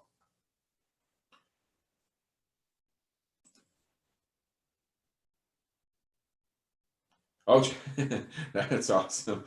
Melissa's like, that happened to me on Saturday. I had to text the listing agent. Yeah, I mean, believe me, I'll even give folks a heads up, like, hey, that door, when you go to lock it or when you go to open it, sometimes the key I'll give them everything. But, I've had it, and I've had to reach out to folks and had folks reach out to me to say, I can't get in, or I did, but now I can't lock it, or, whatever. So again, just making sure that we, give that feedback as part of, reaching out to them, just so they can make sure they take care of it. So yeah, the back door wouldn't lock, Melissa said. Yeah, believe me, it'll, like, that's one of those things that, like, what's the likelihood I'm gonna go out and not be able to lock this back door? Like, it's gonna be open, and but us letting them know and making sure of it, I mean, what are we gonna do? That's all we can do. But leaving there and not letting them know, not good, not professional. So so this is another one. Some of the houses we show, are rented, or, so the seller lets the renter know, or, maybe they forget or whatever. So, when I get to a house, believe me, I unlock the door, and I'm knocking, I'm ringing the doorbell. I open the door, I'm like, hello, just everything I can to, to make sure, well, first of all, someone's not going to come running out at me, or I'm going to catch something off guard kind of thing. So, just, even though it's like, hey, it's set up, the listing agent told me I'm good, I'm still going to be a little cautious as I'm getting into the home. I have walked into folks that I just really didn't want to see. So little more than I wanted to see, kind of thing. So, like, people sleeping in beds, and oh goodness. So, again, I'm kind of doing everything I can to scream and make sure they know that I'm here. So, just be aware that you might see a few things. So, avoid making comments about decor or cleanliness. I don't know. That's why I like, my listing folks. They're like, do we have to, some of them will be like, do we have to leave for the showings? I'm like, yeah, you do. Because I want some, the decor, I wouldn't comment on the decor other than, saying that, well, you can change it, you don't have to leave that wallpaper up. That's an easy fix as far as, changing the decor. But really, even the if it's dirty, like, well, just clean it up. Obviously it's their house, but I like my folks, or I like folks seeing our listings to be able to just talk. I don't want them to, I have shown houses where the seller would not leave, or wasn't going to leave, or couldn't, or whatever, and you're kind of walking around, and the buyers can't say they don't like that. They don't feel they can, and they don't like it. So, I mean, it's nothing against the house or the owners. It's they want, I like folks to just be able to chat about the pluses and minuses of the house, so that they can, the two folks looking at it can talk back and forth, or they can say something to me, and I can say, yeah, that's an expensive fix, or yeah, that could easily be changed, and I want to be able to chat through it. But they just, it's pretty difficult if someone that owns the house and thinks it's the greatest thing in the world, like, they don't want to hear that wallpaper is the ugliest thing in the world, and the buyer just wants to kind of say it out loud, so kind of the house being empty, and letting folks through, it's the best. But still, I mean, for us, we just need to be professional. So that's always professional, ethical. I mean, every single time we open our mouth, whether with clients or not, or whatever, we just know we always have to be kind of that professional level.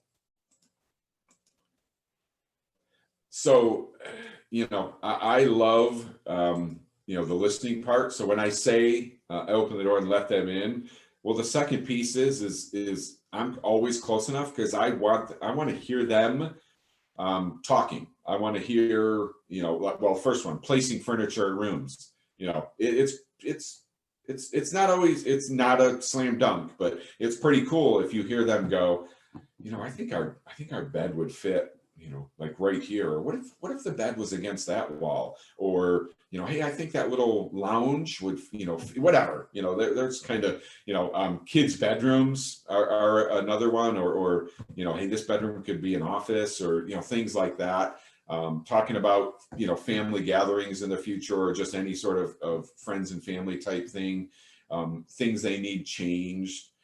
So, you know, lingering longer. So when I said, you know, they're 10 minutes, they're 10 minutes, they're 10 minutes, if they're 20 minutes, okay, why are they 20 minutes in this house? Well, because they're kind of feeling it a little bit more. So a couple things with that. Obviously good to know if they're, you know, again, I'm not going to be like, you want to write an offer because you're placing your bed. You know, I'm just listening. But the idea is it's awesome to hear that. But a big thing about being close enough to hear them is when if there's anything negative. So if there's a negative, like just wallpaper, like, man, all of this wallpaper, you know, or the room color, or just something, you know, a carpet, just anything, you can be like, well, you know, I mean, structurally it's great or whatever, you know, but you know that painting and carpet, you know, that can be a weekend job. So, you know, if everything else is good and it's just the color of the walls. So anything I can add to sort of downplay it, you know, I don't speak out of turn. I'm not a contractor, that type of thing, but, you know, just kind of from experience pointing out some things that might be an easy fix if they love everything else, to make sure they don't linger on some negatives. So if I can, I want to make sure I'm close enough to hear it. I mean, if you don't hear any of it, if you're just 3 rooms away, you know, then you get together and you're like, well, what do you think? And they just won't, not on purpose, they won't say everything. They won't go, well, we were placing our beds in that bedroom, and that bedroom's going to be an office, and we hated the paint in, you know, the one bed, you know, they won't say all that. So just being close enough to make sure that you know, and not every time they say something, you know, my mouth is shut most of the time, but you know, you'll kind of figure out when, or, you know, if it's worth, you know, kind of adding something to it. And often, you know, especially after, you know, you kind of prove some value in your, you know, together, maybe the second showing and beyond, you know, they will often go, what do you think, you know, about? And again, I'm, you know, it's just kind of, it's great that they're asking me, you know, what do you think about this or that? So again, you know, showing that value. So that will come, you know, as you get to know them.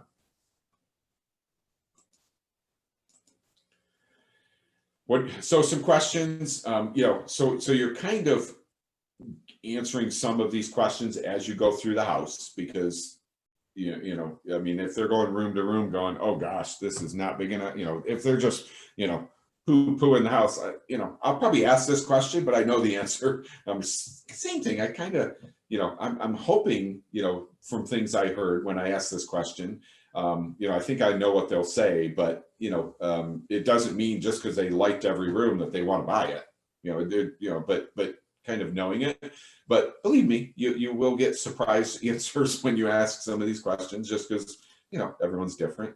So what did you like the most? What did you like the least? Just like having the conversation prior, the business, you know, or the buyer question consult prior to showing them homes, you know, but now you're like, you know, what'd you like the most? What'd you like the least? And now we're kind of building a pros and cons type thing without physically doing it. When you think about the checklist of wants versus needs, you know, this house had the 3 beds, you know, 2 baths, you know, maybe not as big a backyard. Maybe the backyard's perfect. You know, what was it missing off the wants and needs? And is it a house that you could see yourself in, even though it doesn't have, you know, one thing on your list or whatever? So just kind of having this conversation, just so you know, if we have, you know, if we have 3 homes to see, you know, I'll probably have this conversation after house 1, but I mean, I kind of realize in my mind, well, I can't really sit here and chat 15 minutes if we're kind of running late for house 2. So I want to have this conversation.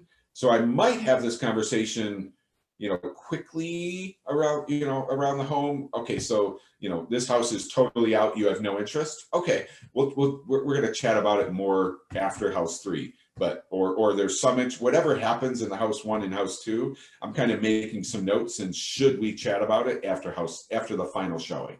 So it's just things that you'll kind of get down as you go. But the idea is, I don't want to, I kind of need to know, and you maybe you make notes, as you're starting, and then you get it down.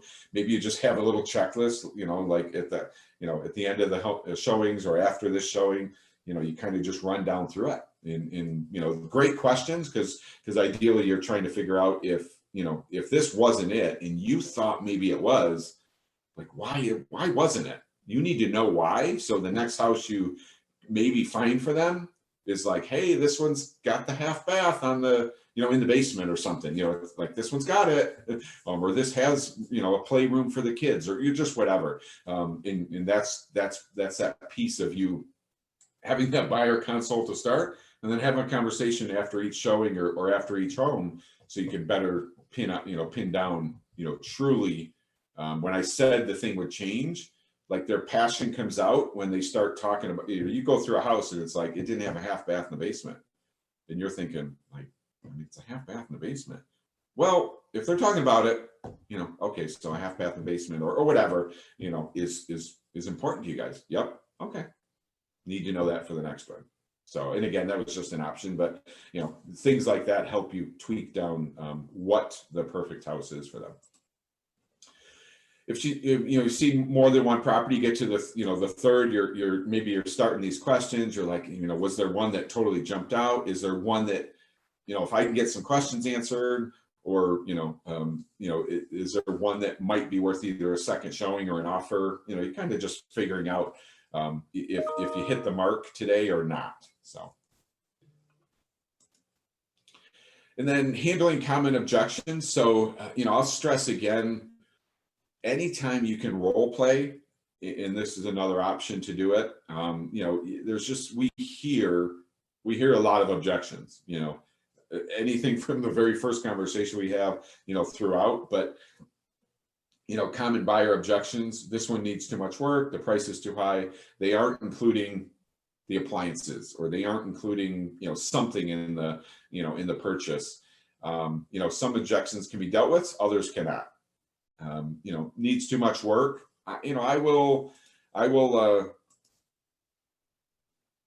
say, like, I understand, but I'll dig a little deeper. Like, well, what do you think? Like, what do you mean? Is it just the paint and stuff, or is the foundation have an issue, or but you kind of want to know exactly what they're thinking, because again, the next house, if it has all wallpaper in, and the house before they felt that was the reason it needed too much work, like why should we go see this house? It's got it's got a ton of wallpaper. You will say that it needs too much work.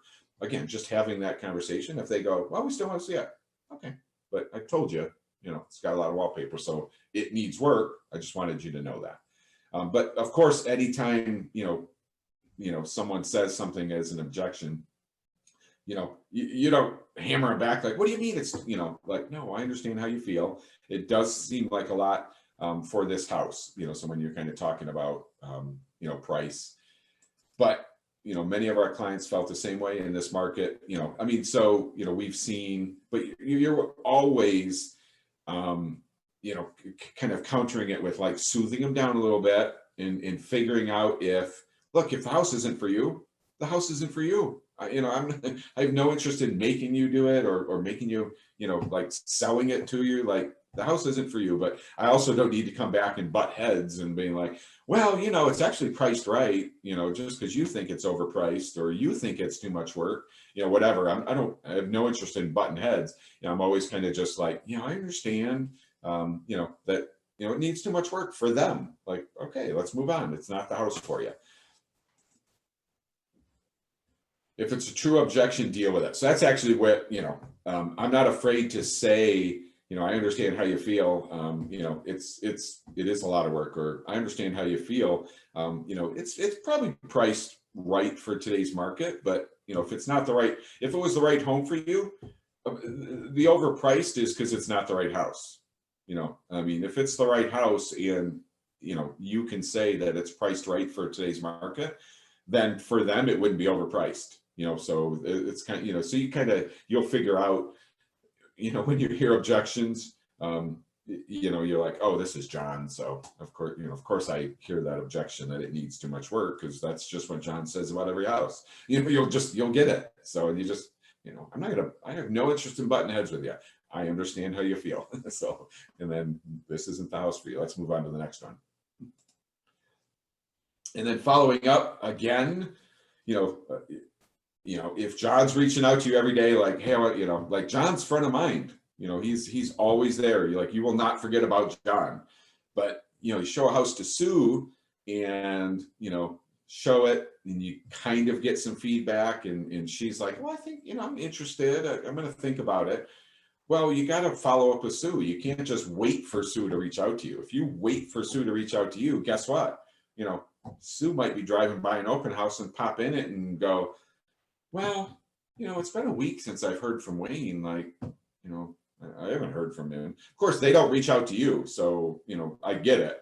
But, you know, like, you know, you just staying in touch with them, you sending them new listing alerts, you asking them questions like, hey, have you seen you know, one of my favorites is just, hey, have you seen anything on the market that sort of caught your eye? Just, you know, just wondering, you know, like they can't get grumpy because you're, you know, like you showed them a house, you're just following up with them. So, you know, something like you're just wondering if they've seen something, or, you know, any thoughts, you know, I haven't heard from you on 123 Main Street, you know, it's still available, you know, kind of curious, you know, what you thought of it. Or if there's any further thoughts, let them say no or yes, and, you know, or maybe get something. So that's another, you know, potential, you know, contact option for you. But the fact is we have, you know, we know that we cannot just sit back and wait for them to reach out to us, even though, you know, like we leave a house and she goes, I'm going to think about it. You know, I you know, if I'm going to wait for her to contact me back, I'm in trouble. So I need to, you know, try. I might text her and goes, I'm still thinking about it. Okay. You know, whatever the response is, but, you know, them showing like, hey, I'm here. I'm still here. I'm here for you. Here's another listing. You know, all those touch points are super valuable for us to do to, you know, for them. So again, one buyer, I can control this. You get 3 buyers, you get 1 listing, you got 2 past, you know, it starts growing as your career goes.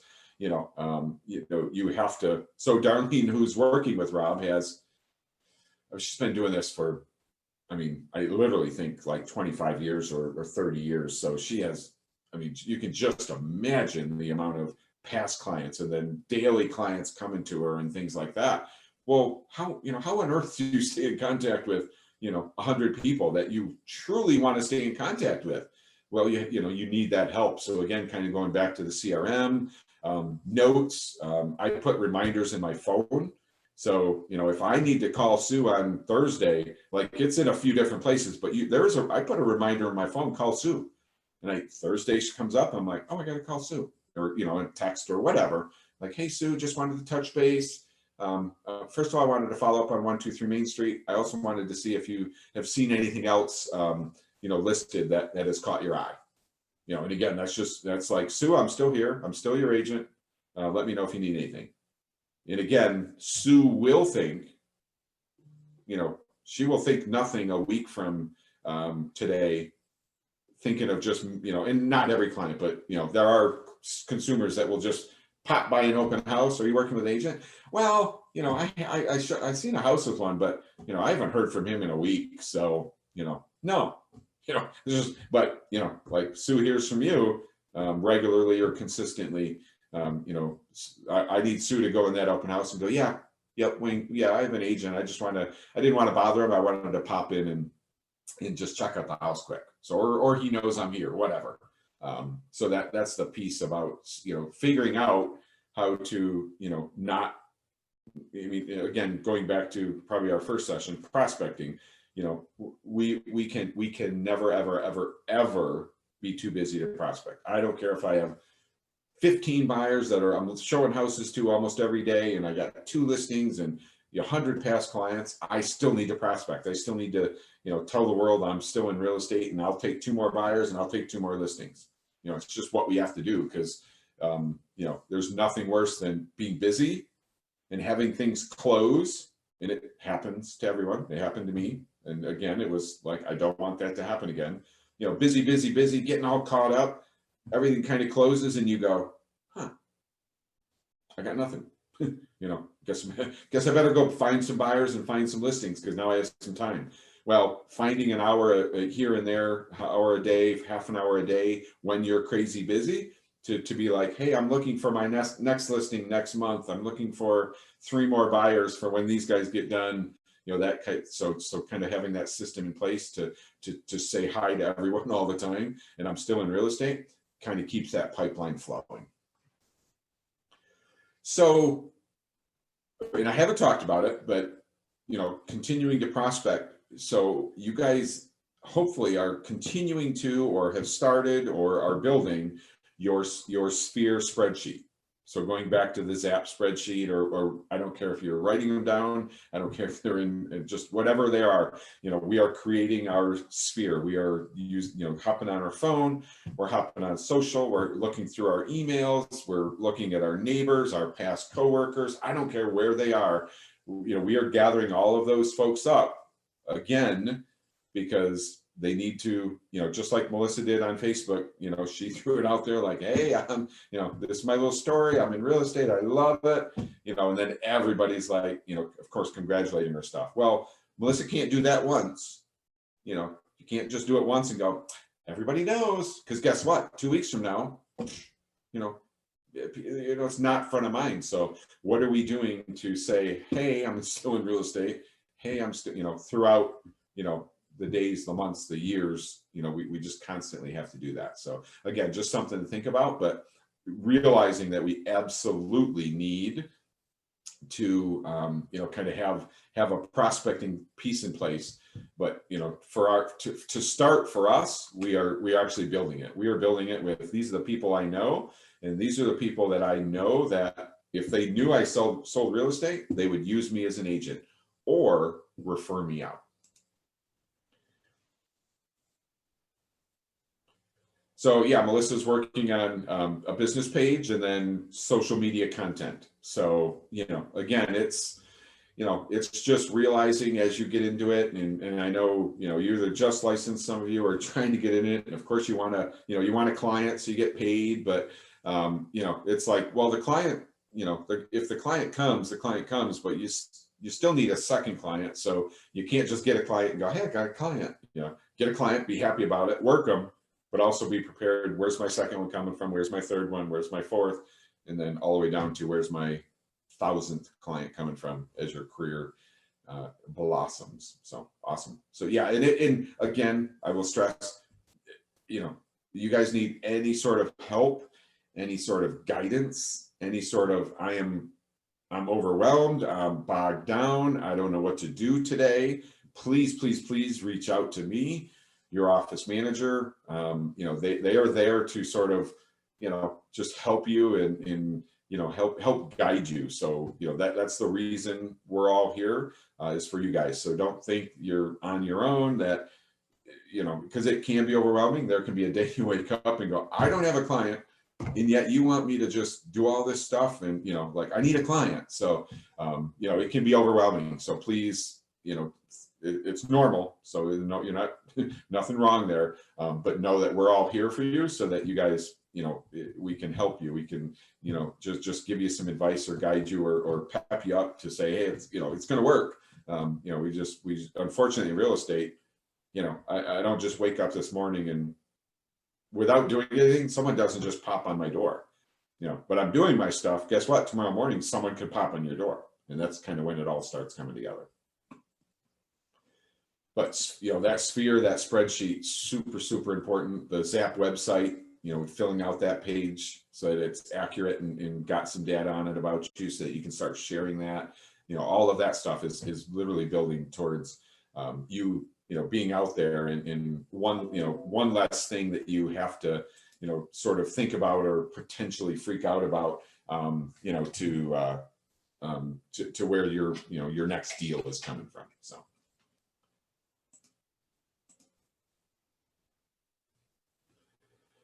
Oh, good. So Melissa says, we talked about for sale by owners and expireds last session, and Melissa searched expired listing in a county earlier today. Definitely would love to have some more scripts if you have any. Okay, let me make a note, and I'll make a note on expired and for sale by owner scripts. I will see what we have. I'll be able to find some that you know, we can kind of send.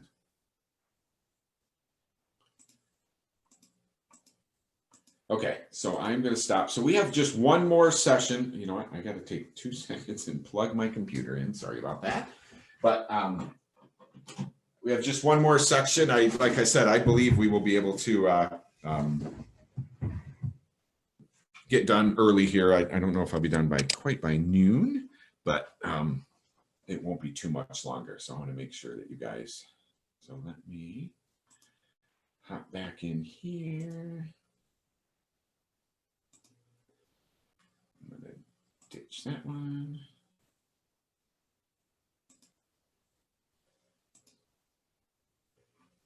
And then we got one more here. And again, we are just sort of continuing the process of working with buyers.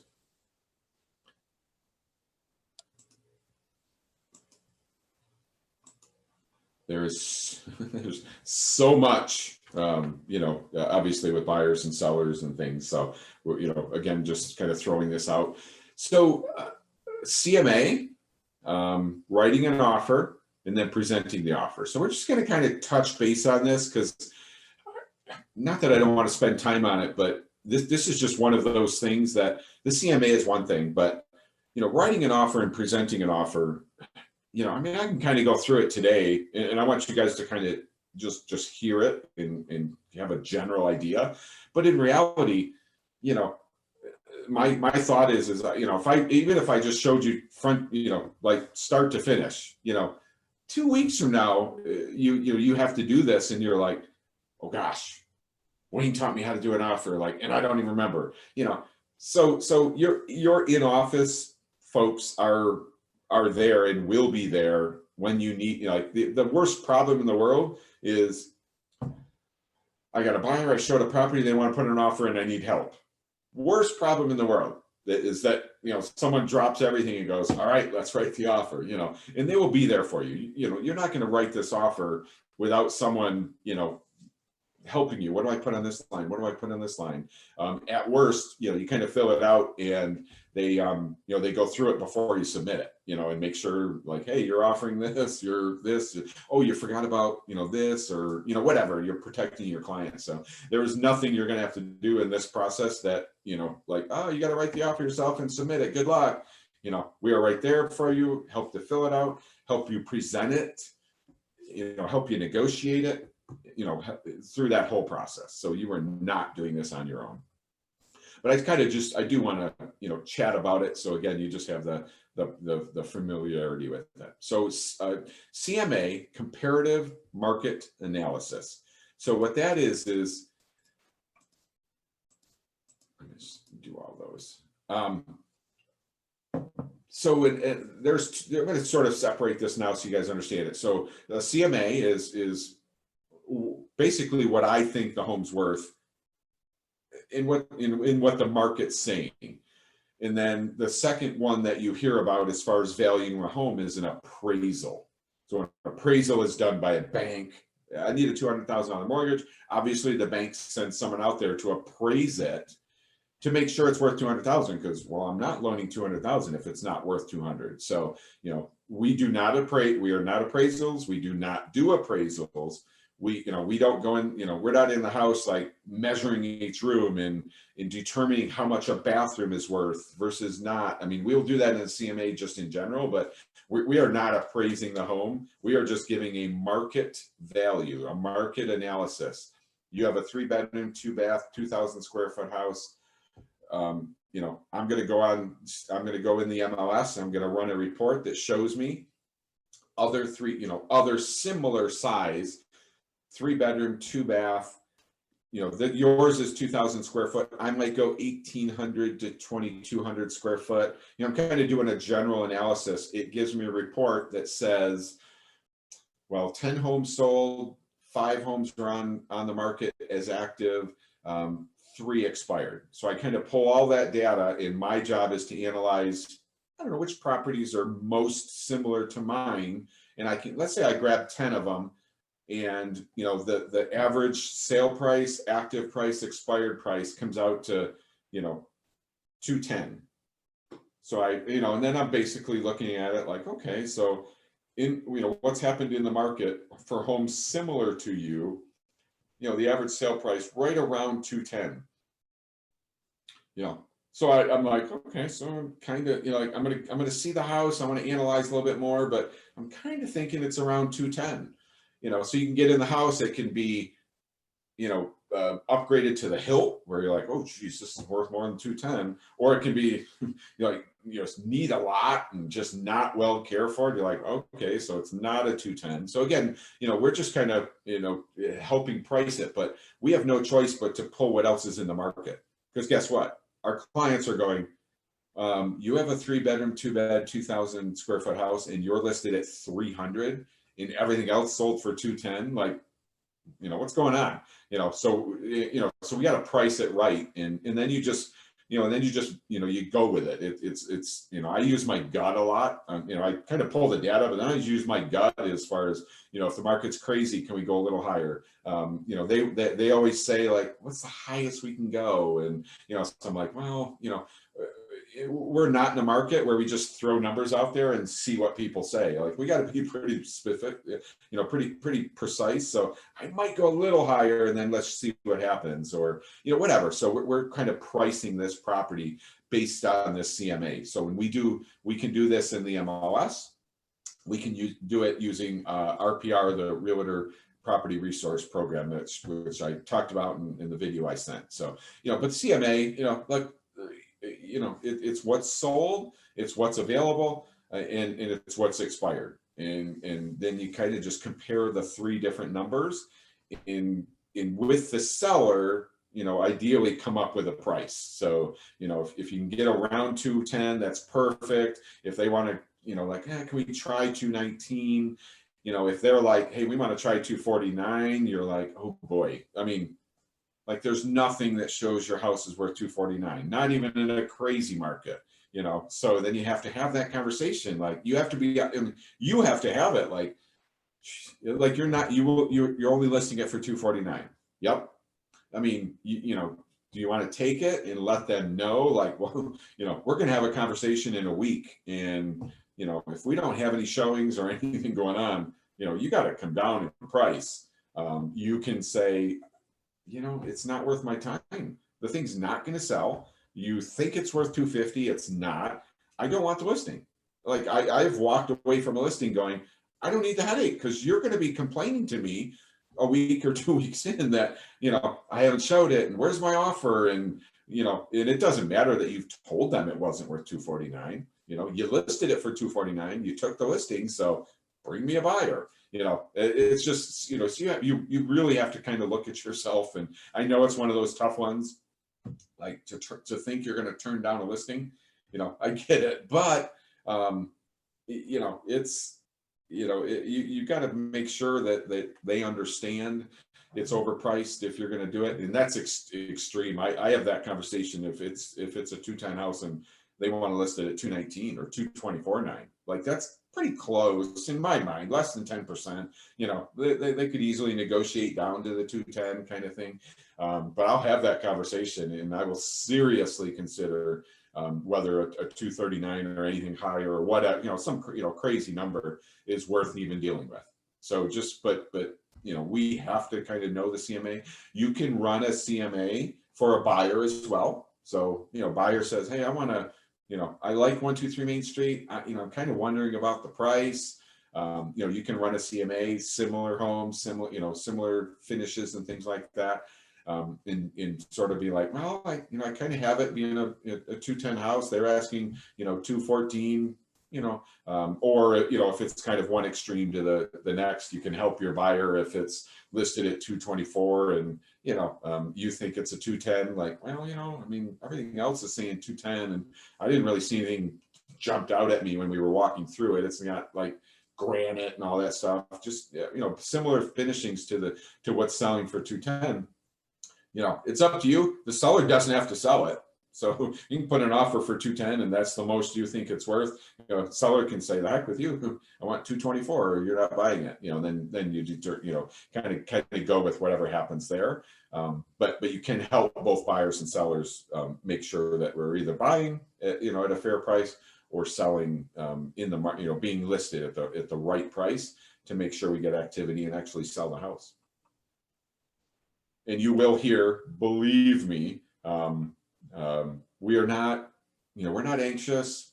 We can let it sit on the market, and they're the ones that are like, hey, I want to try 239 because, we don't care if we sell it. And again, you have to just determine, do they really not care? Is that their way of trying to get, a few extra bucks? Am I going to have this thing for 2 years and deal with it? You kind of get to know the folks and know that they might start there, but I get a feeling like, I think in 6 months you're gonna be like, sell the thing and we'll get down to the 210s. So then in my mind, maybe it's worth it. So again, you guys have to kind of analyze each piece and similar to everything, every day it's going to be something different and you're going to hear something different. You're going to have this type of seller today and that type of seller tomorrow. You can go with it. It's fun. But just make sure always throughout that whole process that you're taking care of yourself too. So you don't need a listing that you're going to get hounded on, beat up on, and not sell. You just don't need that. So just understand you can say no, and see what they say. Maybe they're like, what? You're not, like, okay, we'll list it lower. Or maybe they come back to you after the other agent that took it at a higher price didn't sell it. Maybe they come back to you and realize that you were being honest and upfront with them, from the start. So lots of things that can happen through that. Oh, so I talked about buyer CMA. So yeah, so you guys can, just in general, a CMA. And again, if you're ready to do one or want to practice on one, someone in your office, an agent that's been doing it like in your market. Every market's different. So, maybe in this subdivision, you have to be specific. You can't waver on a bedroom. Like you have to do 4 bedrooms or 3 baths. But in some areas you can go, so, you're kind of pricing a 4 bedroom. So I might just send you values from a 3 bedroom to a 5 bedroom. And then bathrooms, you want, yours is 2. I might do a 1 or 2, or maybe a 2 or 3, and just know when I'm looking at prices, like, oh, this one was higher priced, but it had that extra bedroom. This one was higher priced, but it had that extra bathroom. Okay. But I'm kind of open to not doing 3 bedroom, 2 bath, 2,000 square foot. That's it. My square footage might be 200 above, 200 over, under over, to kind of do like, okay, if it's within 200 square foot, price can be pretty close. So, and then just analyzing all of that. So you can kind of do that with your buyer to kind of figure out, what should they offer, or, what the value is worth. So if it's listed at 210, they think it's 190, you run a report that shows it's 210, you can have a conversation with them like, well, it's what everything's selling for. If you want 190, you're gonna have to wait for the market to adjust some. Otherwise, everything's selling. This is priced right. So you can kind of have that conversation with them.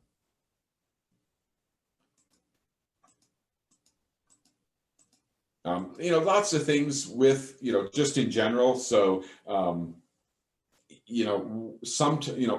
when you're doing a CMA, you may not have seen the property. So, I'll get a call from someone that says, hey, I want you to come list the house. I'm going to do a preliminary CMA. So I'm going to be like, well, I know you're 3.2, the basics, but, I really don't know if you're granite or if you're Formica or if you're old carpet or brand new hardwood, or, if you're tile or laminate, or I don't know if your basement's, this or that. So, so I kind of do that preliminary one, and we'll take it. And I kind of have a price in mind, and it's like, well, if the house is this, we're right about here. And I can go above or below at that point. You see the house, and then when I start having the conversation with them, I'm like, well, I did an initial thing, but now that I've seen the house, I may have to do more homework. or I may know, you know, I'm going to drop it a little bit, I'm going to go a little bit higher.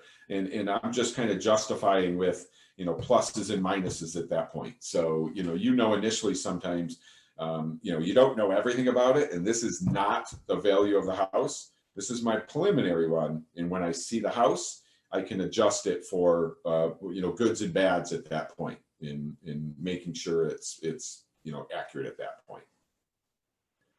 But similar, you know, we'll talk about this more when we actually are doing sellers later this week, but you know, it is important that we do know, you know, as much as we can going in, or the idea of providing a buyer with some, you know, with that valuable data of this is what I have it worth, or, you know, having it prior, you know, again, just shows value for you, shows that you are not just, you know, I want to see 1, 2, 3 Main Street. You walk in, open the door, you know, and that's all you do. You know, you're doing a little homework to show that value and show why you're an agent that works just different than most in the market. You know, you're willing to go above and beyond. So writing the purchase offer, you know, again, just kind of cover this so you've heard it.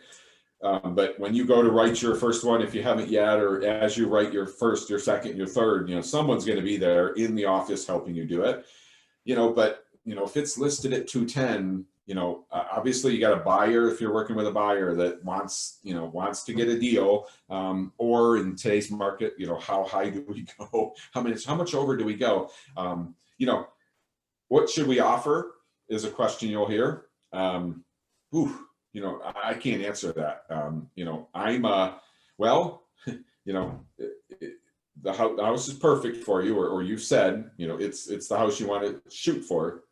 What would you be comfortable paying for it? You know, it's listed at 210. Even, let's throw out today's market where it's crazy. It's just listed at 210. There's no other offers. You know, what are you willing to offer? So, you know, you have to be aware that you can offend a seller. So if you come in at 190 because you just want to negotiate, guess what? You know, I've had sellers go, nope, I don't even want to talk to that person again.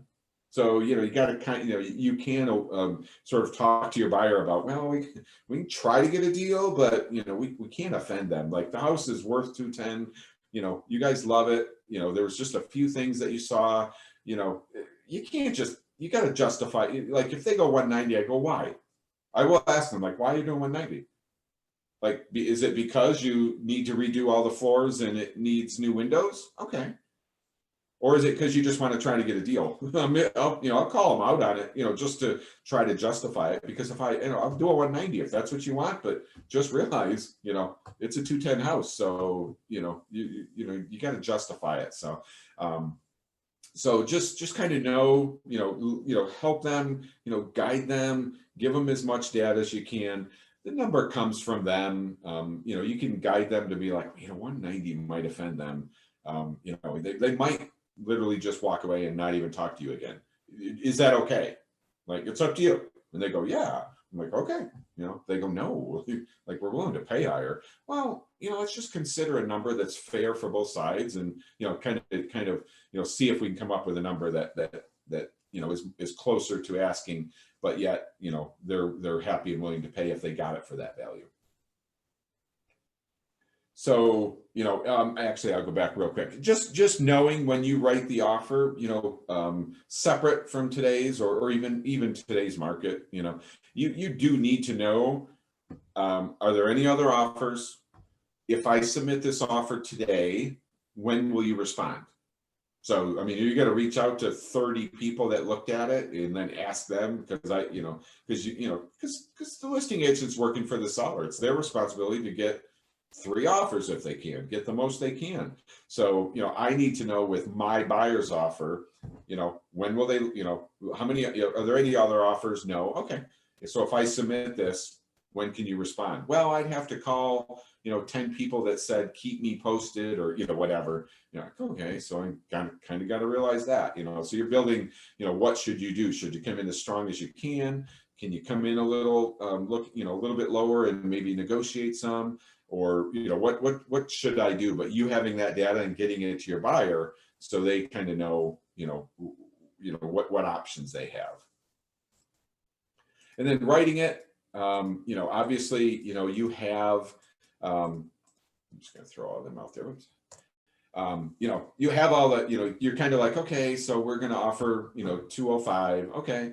And then, do you want a home inspection? Do you need a mortgage? You kind of know this stuff up front, but it's part of the offer. So your offer is 205 contingent on financing, contingent on a home inspection, and you want all the appliances. So, it's kind of just all of that. And again, just talking about this, please don't get overwhelmed at all.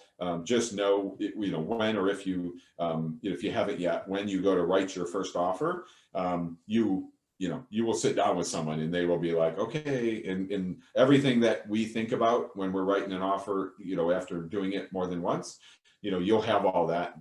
There will be things that you're like, oh geez, I forgot about the appliances, or whatever. But making sure that when you submit that, you're protecting your buyers. So again, we will before this gets handed to that agent, someone in the office, an experienced agent, likely the office manager or regional manager, will look at it and make sure, like, hey, you are offering this much. You do not have a seller's concession. You're asking for the appliances. You need a home inspection. It'll go through and or no home inspection, and you're like, oh geez, no, I need, they want a home inspection. Okay, well, you got to add it right here. So we will have someone review it with you prior to handing it in, and then again, not just reviewing it and handing it to you, like, okay, so and are learning, like, oh, I missed a piece. Oh, this one was good. Whatever. So you guys are learning through the process, and the same thing with the second offer, because second offer, first offer could be a week in the business or a month in the business, and the second one can be a week after or 2 months after. Until you do it 2 or 3 times, and then even after that, someone will always be there for you. And then presenting, again, we'll just kind of go through this. Presenting the offer, someone will can be on a call with you, can go live with you if you're presenting it live. Can talk you through, like, how, like, I'm sending you an offer right now. I send an offer. I text the person, like, hey, sent you an offer. That's all I do. They look at it and get it. But you can, if it's multiple and things like that, you can go be like, hey, we're at 205. Just want to confirm 205 home inspection, mortgage. They're asking for appliances, and then the offer says all that, but I'm kind of giving them a heads up as to the synopsis of the offer. And then, I'll go back. So the last one there, ask the listing agent about presentation of the offer. So if I'm the only offer, okay, hey, when are you going to be able to find out? Hey, how many offers? There's 3 offers. Okay. When are you presenting them? How do you present them? I want to kind of know exactly what's happening. And the one thing I really want to know is one of the offers yours as far as the listing agent goes? So one of the offers is the listing agent. I will quick analyze the listing agent, like, hey, do I know them? Have I worked with them in the past? Do I trust them? Or, they I don't know. I just want to know if they have if one of the offers is theirs, because, I don't need any swaying going on to, same thing with me. Like, if one of the, I have a listing and I get an offer and another agent brings an offer, I do not, I cannot legally, ethically sway my client to take my offer so that I try to get, double the commission. I get both. We call it both sides. You get both sides of the deal. Love when it happens, but I can't. I can't say, like, hey, here's the better offer. I can't. Like, here's this offer. Here's this offer. Let me know if you have any questions. Like, hey, you can answer questions, but I don't know. Do I fully trust some agents to have that completely honest and above board conversation? I just need to be aware of it. So that I can know what's happening. But super important that you understand, and then you can get back to your client, like, hey, just so you know, there's 3 offers. This is how he's presenting them. We should know by later today. Then you let your client know, and when you hear back, you go from there. So, not a bad thing to write a fictitious offer. So, if you were to maybe meet with an agent or someone in the office, get the paperwork. and then, do it in the office or go home in obviously a lot of what we do is digital. You could write one out, if you wanted to. You can fill in the blanks by hand, but not a bad thing to kind of do it and then take it back to them. And again, just knowing like, hey, this is what my offer was. Is this what my paperwork says? We're offering 205 financing, home inspection. We want the appliances. Is that what I did on the offer? And make sure it's all there, and make sure that the person's looking at it like, no, you missed a piece, like you're not including the appliances, or where's your home inspection contingency, whatever. So kind of knowing what you wanted on the paper, that it gets on the paper, and then of course you do it a second time, you do it a third time, you get it down, you get all the nicks and crannies. There will always, there will be something that is new to you. Someone will want something added. Somebody will say something different. That's when we are still available to you. You're not on your own to figure this out. So just kind of know, like, hey, where do I put that they want this, or they want something additional? That's always, we are always there to do that piece for you. I don't care if you're on your third offer or on your 100th offer, someone's always there for you. And then, extra credit, it's actually pretty good. So if you go in the ERA University, so if you log into Leverage and then click on ERA University, and you can just Google CMA, there's actually a practice CMA in there. So you can kind of watch some video and things, and then do one. You can also, just sit with an agent or just get in the MOS and just start playing with it there as well. So a couple options there. To practice that, but not bad to throw it out there. Pick your house and do a CMA on your house or your neighbor's house, or anybody, do it, and then kind of learn the little quirks and ins and outs and in what you can do. And then again, just I send it to me, send it to someone in your office, or show it to someone in your office, and go, hey, what do you think about this CMA? And believe me, they will go like, well, you can maybe expand it an extra 100 feet, square footage, higher or lower. There's some things that you can do to maybe expand it and maybe get a little closer on number. You can go a little bit further out. You got to be a little bit closer, as far as geographically, things like that. Okay, so I know that was a lot, 2.5 hours. You guys are awesome for hanging out. I lost some folks, but I love that you guys hung out. And of course, this will be recorded. I'll send it out. But definitely keep up adding this sphere of influence on your spreadsheet.